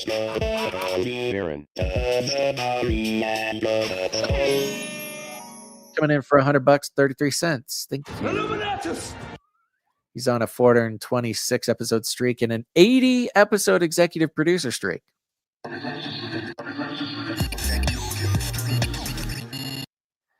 you, Sir Alex Protocol. GTE Vob on YouTube says, do we take Lucifer pay? I think that's just the US dollar, isn't it? Yeah, I'm pretty sure. Yeah. That's Look at the back of the dollar there. I think that's the Lucifer. Yeah, exactly. Next up, we got executive producer Sir Jamie, not the Lannister. Thank you very much. Thank you, Sir Jamie. Appreciate you. Comes in with his weekly tithe. Appreciate that very much, Sir Jamie. Thank you. We have executive producer Gumbrati. Gumbrati, thank you. How do you spell that? It's been a while. Been about a year since Gumbrati's come in. It's Gumbrati or Atti, I believe, and says, thank y'all so much for what y'all do. I hope this helps the ministry save more people like it saved me. I'm always blessed by the Lord, but he has blessed me a little extra lately, and I wanted to make sure I gave my first fruits. Please play Lint Trap. Well, thank you very much, Gumbrati. Appreciate that. It's on the list. Lint Trap is on the list. You want to give maybe like 10 seconds of Lint Trap? We're going to put it on the mixtape at the end of the show. Remember, stick around to the end of the stream, folks. We got the Canary Cry mixtape filled with dope tracks from Canarians like you. Sort of a twisted pleasure that I have. It's okay. No. Clearing out that lint trap. Clearing out that lint trap. Clearing out that lint trap. Clearing out that lint. Clearing out that. You know, it's funny. The other day, I was doing laundry and I was clearing out the lint trap, and there was a googly eye in the lint trap. I should have taken a picture of it. It was so on brand. Yeah. Thank you very much, Goombrati. Appreciate you seeing you on the list here. Okay, we got some producers who came in under the executive producer amount, and they came in over $7.77, which entitles them to have a note read on the show. So I'm going to do that. I'm going to start out by thanking Dame Maureen. Thank you, Dame Maureen. Thank you, Dame Maureen. Dame Maureen comes in with a nice round number. And just so everybody's reminded, if you come and you produce the show for a round number on the 10 or the 5, that's you telling us you prefer we don't disclose the amount. If you don't mind us disclose the amount, you put like 33 cents, 1, 2, 3, 4, 77 cents. Have fun with the number. That's you telling us you don't mind us disclosing, and then we do. Dame Maureen came in with a note that says, I so appreciate your efforts to keep us informed in these very spiritually dark and confusing times. God bless you and all the canaries. Dame Maureen. Thank you, Dame Maureen. Thank you, Dame Maureen. Appreciate you. We have producer Brad Knob came in. Brad Knob. Thank you very much. Producer Brad Knob came in for a nice round number. I did not see a note from Brad Knob, but thank you very much. Appreciate you. We got producer Julie S came in. Thank you, Julie S. Thank you, Julie. Yeah, Julie S came in for a nice round number, and I did not see a note either. I want to double check though, because sometimes Julie sends a note, sometimes she doesn't. Let's see here. Nope. No. Thank you very much, Julie. We also have the American Hobo comes in for 23.32. American Hobo sneaking in that 33. Yeah. Now, I sent a note to American Hobo. American Hobo is going to need to get back to me before we make any sudden movements, although the American Hobo is on a 42 episode streak. 42. Yeah. My goodness. Okay, hold on. Here we go. Carry this message to Hiram a bit. That's right. Carry this message to Harma Biff. Any Masons out there? Thank you very much, the American Hobo. 42 episodes in a row. And the American Hobo sent a note that says, Sir Cullen Anderson, Hobo of the Americas, aka the American Hobo. Now, I checked our page. I did not see Sir Cullen Anderson, Hobo of the Americas, on the list of Knights and Dames, Canary Cry Roundtable of Knights and Dames. So I was trying to figure out, I'm assuming that this is the American Hobo giving us their knight name, and this is them saying that they are ready to be knighted. But I did send a confirmation email. American Hobo, go check your email. Let me know. Just answer my questions for me, and we'll make sure to get you knighted. And for those who don't know, we're talking about the Canary Cry Roundtable of Knights and Dames, which is an honorable society of knights and dames, valorous young and old Canarians who have came in and supported the show for $1,000 or more. This could be all at once, or this could be over many years. But it inevitably happens when you support the show for $1,000 or more. You're given a knight name, a dame name, a protectorate, and given a seat of honor at the Canary Cry Roundtable of Knights and Dames. And if this is true, if indeed the American Hobo has reached knighthood, I am looking forward to honoring the American Hobo on the show. Yeah, that'll be great. Looking forward to it. Thank you very much, the American Hobo. Next up, we got Dustin S. Dustin S., thank you. Good to see you. Producer Dustin S. did a couple of things, but let me read producer Dustin S.'s note here. It says, hey guys, been listening for a few years now and am finally able to start producing. You guys have really helped shape my understanding of what's really happening beneath the surface and have opened my family's eyes to predictive programming, antichrist agendas. I thought I was in the alt crowd listening to the Daily Wire heads before being introduced to you by Sir Jacob Highline Haas, Knight of the Issachar Pursuit. But boy, was I naive. I loved this part of the note, you know. Dustin thought he was part of the alt crowd listening to Daily Wire, and that crowd, I know, it's kind of this, things have changed. Maybe there was a point, maybe around 2016 to 2018, Daily Wire was kind of, you know, they were the alt crowd, but quickly became institutionalized. And we're glad to have you here, Dustin S. The note continues. I am much slower to react now and begin my own analysis with a, quote, how would Basil and Gons break this down approach? I'm so grateful for both of you and your ministry. I'm now proudly a supply drop supporter and did another $20 monthly on top. Please demooch me, your brother and fellow warrior in Christ Jesus. Well, there we go. A big day. We do throw a party when a producer, especially one who's been around for years, finally steps up, produces the show, and gets their demooching guns. You've been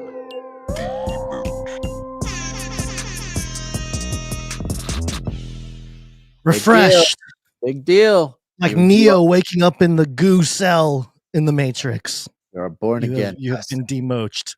Demooched. Did I say moach? Demooched. Yeah, that's something different. I don't know. Oh, yeah, I forgot. I'm not supposed to say that yet. That's demulched. Thank you very much. Newly demooched producer Dustin S. Thank you for the note. Thank you for the monthly producership, both the Canary Cry Supply Drop, and you signed up just in time because signing up for the Supply Drop now is gonna get you the Canary Cry calendar in December. So everybody, go to canarycrysupplydrop.com if you want the show to continue. You'll want to be a producer. You'll want to be part of the family here. Go to canarycrysupplydrop.com. The next supply drop in December is the Canary Cry calendar. It's the best. Everybody is always very sad when they forget or they can't do it. You can't get the calendar. The calendar is a treasure, and you will treasure it always. And it'll make your 2026 make a lot more sense if you've got the Canary Cry calendar, giving you day-by-day breakdown of the historical, the occult, the biblical, the conspiratorial, the governmental anniversaries of almost every day of the year. And, of course, the anniversaries of various turning points, if you will, of the Canary Cryiverse, which is very important. So thank you, Dustin S., for all your support. It means a lot to us. Yep, thank you. Of course, we had Cage Rattler Coffee come in, support the show. I should have shouted them out at the top of the show. I need to make a big note at the top, but go to CageRattlerCoffee.com. Look, I get it. You're having trouble. Just go to CageRattlerCoffee.com. Cage Rattler Coffee, where value for value never tasted so good. That's right, folks. Look, value for value is a new idea for a lot of people. They're not used to, not being coerced into either having their time, attention, consciousness, or money sort of siphoned off through the emotional manipulation of their news sources, even those who might consider their news sources alternative, like the Daily Wire or something, call themselves alternative or independent, but what are they independent from? Nothing. They take the same advertisement money, they take the same sponsorship money, they have the same exact beast system, economic motivations that any other mainstream news outlet has, and that's why we're on the value for value model here. But if you're having trouble and you just can't quite bring yourself to support value for value, you can go to CageRattlerCoffee.com. You're going to drink the coffee anyway. Stop giving your money to a corporation that hates you and everything that you believe in. Go to Cage Rattler Coffee. It's coffee roasted by Canarians for Canarians, packaged and shipped by Canarians. It supports Canary Cry families and supports the show and it's the best coffee. I recently adopted, well, I guess if my father's listening, this is me telling him, I was storing my father's espresso machine for him, and I just took it and started using it. So now I've got an espresso machine. Thanks, Dad, for the espresso machine. Let me know if you want it back. It's nice and heavy, but I fill that sucker up. It's got like a a grinder thing on it, big, I don't know what you call it, container of beans, I guess, bean bowl, and grinds it all up, straight up espresso style. Put some Cage Rattler coffee through there. Changed my life. Never gonna have How many a day again. How many Today was about 6. Today was a rough day.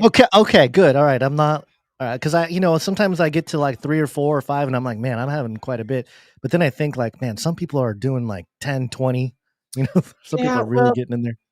The thing with the espresso, it's an Italian espresso machine. And so, a shot of espresso is like, it's a couple drops. It's a couple drops, right? So, you make a double, you call it one. Okay. It's an American sized espresso. Today was 3. I'll have 2 American sized espressos and I'm good. But yeah, today took an extra one. I've been sleeping weird, waking up weird. It's been a weird time. But probably because of we've had low producers the past few weeks. That's why I'm not sleeping good. Just saying. Thank you very much, Cage Rattler Coffee. Go to cagerattlercoffee.com. Okay, that concludes the list of financial producers who came in and made this show possible. We have our streakers. We have a couple people who came in under $7.77. Usually people come in for that amount if they're keeping streaks going, and I've counted them, I've got them. We'll thank you on Wednesday. I wanted to call the producers real quick, Gons. I don't want to forget. Producers, assemble!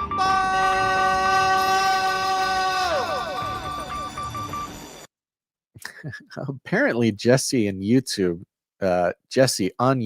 said, who made that coffee jingle? He sounds so handsome. Oh, never mind. It was my husband. Okay. Jesse's husband is the handsome sounding man on the Cage Rattler coffee jingle. Love it. Okay. We do have the Canary Cry text message alert system, folks. Get on it. If you're not on it, get on it. You don't want to rely on YouTube. Wait, what are we calling the producers for? Is it for the text message? The text message alert. Okay. Aha. Okay. So take out your phone, text message the word Canary to 877-740-3226. It's on the screen. Do it now. I'm watching Canary. Text message the word. What are we in 1997? Text message the word. You'll get put on the list. You'll get a notification when we go live. You can text us back at that number. I can't carry on a conversation with you. It's very expensive. But we got a text message from Sir Tristan here. It says, producers, please pray for me. And if you're out there and you're trying to find ways to support the show and you just can't find one, you can at least produce. Spiritual producing the show is very important, especially in the spiritual warfare time as these. So pray for us, pray for the show, pray for Gonza's kids, pray for my cats, and pray today for Sir Tristan. It says, Sir Tristan and wife Katrina, we are going through a very tough time. We need God's protection. Amen. Okay, put it on the list, everybody. We're praying for Sir Tristan and wife Katrina going through it. We know how it is. These can take so many different forms, but what we do know, no matter what, is that when God's people come together and lift others up in prayer, he hears them and answers the call. So thank you very much for that, everybody. While we're at it, Kat texted in and says, blessings, gents, keeping you in my prayers. Thank you. Gotta hear that. 678 says, love from the ATL community. Bless the mic, brothers. Thank you, ATL community. 661 says, hope this message finds you well, still watching and chatting on Twitch. Thank you for your attention to this matter. We must have one guy. The one person? The one guy who goes on Twitch. I got a note here. I'm assuming this is from Sir Ike. Sir Ike says, please send updates to mailing addresses for supply drop. If you are on the supply drop or the t-shirt council and you have moved or need to update your shirt size or your mailing address, email canarycrysupplydrop@gmail.com. Easy peasy. Listen again. canarycrysupplydrop@gmail.com with your updated address, your name, and everything like that. Okay, Gons, how are you doing on time? Do we have anybody else to thank?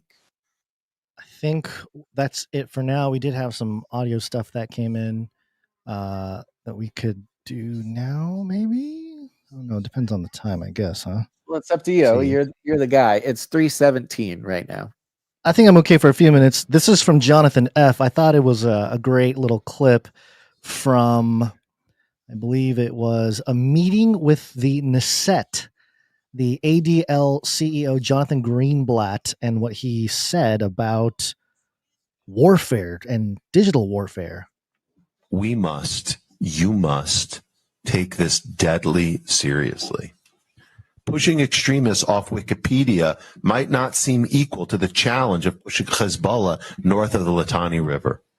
Capturing TikTok might seem less meaningful than holding on to Mount Hermon. Libelous tweets certainly might seem less deadly than missiles from Yemen. But this is urgent because the next war will be decided based on how Israel and its allies perform online as much as offline. There it is. Very interesting. The digital real estate for your mind share. It's a real thing. And who gets to write those narratives?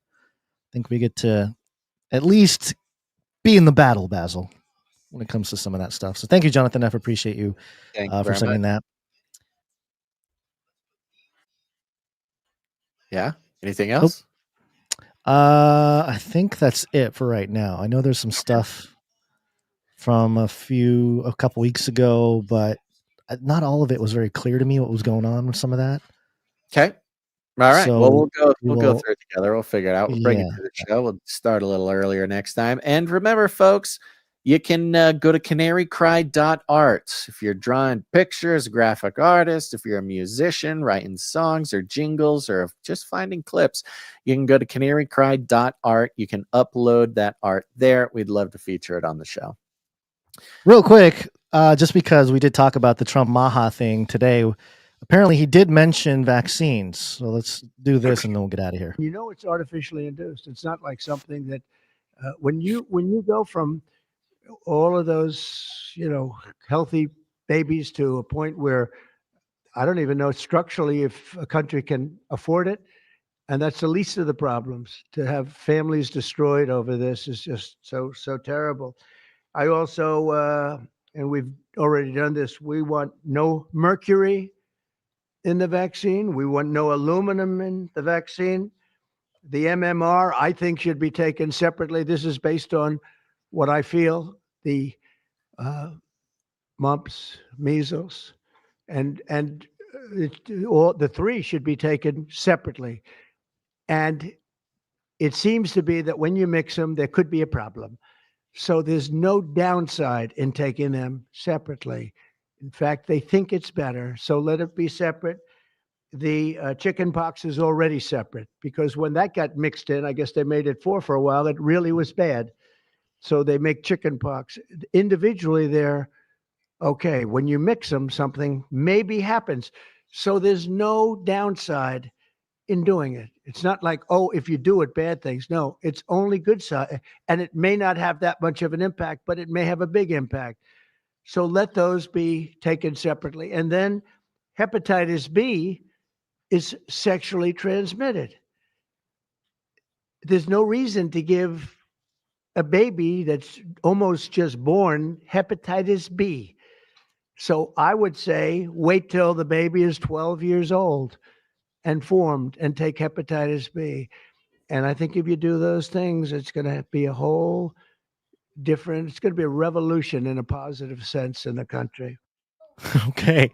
That's very interesting. He tries to get into the details as much as he can there, but That's the Dr. Trump is trending right now. So he sounds like my doctor giving me advice on what to do and how to do it. There you go. Well, it sounds similar to any doctor trying to tell you to take the vaccine. So it's good. Right. It's That's what I'm good. saying. It's just Good, some yeah. logic to move around. I mean, hey, get take the mercury and the aluminum out of it. I mean, I'm sure that's a positive. That's actually quite a moderate stance. I think that's Yeah. kind of a basic moderate stance. The problems that have been identified, even by the most crazy radical anti-vaxxers, are the adjuvants, and it's the chemicals that specifically irritate your immune system. The aluminum and the mercury have served no purpose but to irritate your body into reacting. Just find another way. I believe in you, science. You can find a way to figure it out without poisoning people. I'm having faith that it's possible. But until then, it's Dr. Trump, baby. Let's go. All right. Well, thank you to all of our producers, especially our producers. We like to call them timestampers. Timestamp. It's hard work. Timestamp. Morgan E., thank you very much for doing the timestamps for episode number 877. Thank you very much, Morgan E. And of course, thanks to Jam, who heads up the Telegram channel. Thank you to Adam42, heads up the Discord. If you are a Telegram or a Discord person, you want to get in touch, get in community with other Canarians. They know what's going on. You know what's going on. Come on, let's go. You can go to canarycry.party. You'll find the links for Telegram and Discord there. Of course, thank you to Joe for the feedback. Thank you to Clank for clanking. Thank you, Sir Ike, for everything you do. And remember, if you're in or around Rolla, Missouri on September 27th at 1:11 p.m. at Alex's Pizza in Rolla, go to the meetup. There's going to be a bunch of great Canarians there. You're going to want to be there. Get connected. Missouri has a great collection of Canarians, active Canarians too. So if you can make it to Rolla, I believe in you. You can do it. Go to the meetup September 27th, 1:11 p.m., Alex's Pizza. And no matter where you are in the world, you can put on a meetup yourself. Pick a time, pick a place. Just email us at canarycryradio@gmail.com. We will tell the world and you will meet other Canarians near you. But before you go through all that rigmarole, just make sure to share the show, okay? Just share it. Share it on your social media. Share it with your friends. Share it with your meetup people. Anybody at the meetup never heard of Canary Cry? You're going to need to share the show with them. This is very important. This is how things work around here, folks. So share the show. You're being called. You're being called to share the show. So just do it. Come on, let's go. Hit the like button. Hit the share button. Do all the things. Make sure to subscribe to the channel.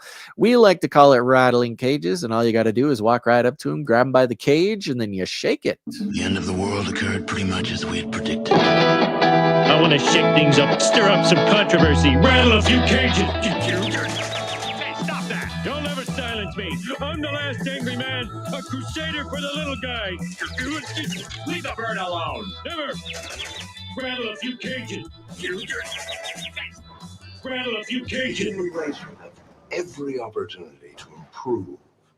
And if they don't? Ask Noah. That's right. Just ask Noah. Guns, you got any last words? Yeah, so tomorrow is going to be the 33rd anniversary of the last underground nuclear test at Nevada test site, and the world will never be the same after tomorrow, Basil. What's tomorrow? Oh, you'll know. You'll know Wednesday. Okay, sounds good.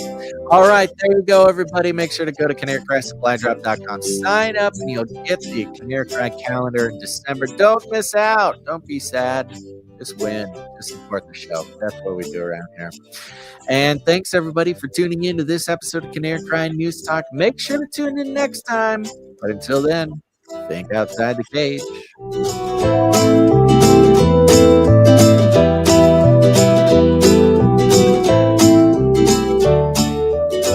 This is the United States of America, for God's sake. Toilets! Toilets! Do not come back, you Nazi psychopaths!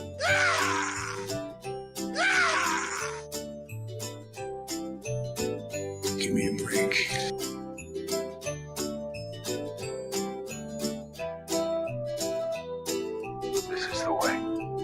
gonna die. I love the Great Reset. Remember, reality is an illusion. The universe is a hologram. Buy gold. Buy! Can I tell you a sort of a twisted pleasure that I have? It's okay. Clearing out that lint trap. Clearing out that lint trap. Clearing out that lint trap. Clearing out that lint. Clearing out that lint trap. Clearing out that lint trap. Clearing out that lint trap. It takes time. Oh, a lint catcher. I love it, man. Hey, you gotta clean this out. I was like, oh, a lint catcher. It's a great reset. Oh, a lint catcher. I love it, man. Hey, you gotta clean this out. Oh, a lint catcher.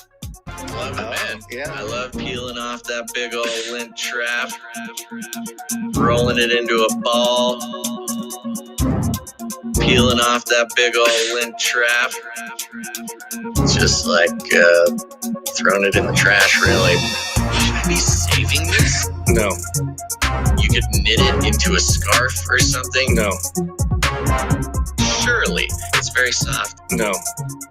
This would make really good fire starter. You are a weird prepper. Hoarder. Like a weird guy, man. Weird prepper. Not normal, like a weird guy, man. Clearing out that lint trap. No. Clearing out that lint trap. Clearing out that lint trap. That lint trap. I know it's gross, folks. A lint catcher. I love it, man. Hey, you gotta clean this out. I was like, oh, a lint catcher. It's a great reset. Oh, a lint catcher. I love it, man. Hey, you gotta clean this out. A lint catcher. I love it. How does it work? I'm constantly having to remind myself, wear a pink shirt for the show. Constantly having to remind myself, save the dryer lint, use it as fire starter, knit a scarf, save the dryer lint. Don't even get me started on bidets, man. Bidets, man. Bidets, man. I'm telling you, you were living the life, man. Bidets, man. We will hunt you down and make you pay. Guns, man, you know what's going on. Guns. Canary Crime News Talk, man, what's going on? Gotta turn it on, shows coming on live. VPN on when I'm going online. Anonymity, man, cryptocurrency. We got everything you need, get it 3 times a week. Jesus Christ the King, let the Holy Spirit speak. Battle in the cage, gotta set the captive free. Value for value, to me it's not free. Wish I had a longer streak, but this creativity. Go fulfill the 3 T's, that's the time, treasure talent. Give it right back, put it right back in balance. Not right or left, we not with the distractions. Catastrophes are the classic techniques, all attacks of the enemy. Getting defeated, underneath the feet of Jesus. Just believe us, media is trying to deceive ya. Gotta read between the lines till you see through the disguise. It's a slit reptilian eye sitting on top of the pyramid. Got a myriad of topics, might be on a watch list. R.I.P. face like the sun, but you cannot stop this. Like the Lord's gonna come stop this beast system and this infinite wisdom. Yeah, when the time is right, yeah, we're gonna take flight like a thief in the night. So I gotta get it right. I gotta repent and sit patient. Waiting for supply drop. Google eyes don't blink, man. I need some eye drops. Google mind deep thinking for the AI thoughts. Yeah, Basil, guns. You know what's going on. Basil, guns. Never Crime News Talk, man, what's going on. Basil, guns. And you know what's going on. Basil. Never Crime News Talk, man, what's going on. Circle back, but I'll have to circle back. Circle back, but I'll have to circle back. Circle back, but I'll have to circle back. I'm happy to circle back. I'll have to just circle back with you. We can circle back on that one. Circle back with you. It's an interesting question, but we'll circle back. Let's invite some dudes over and fellowship tonight. Value for value. We take no money from corporations, commies, or cartels. Canary cry.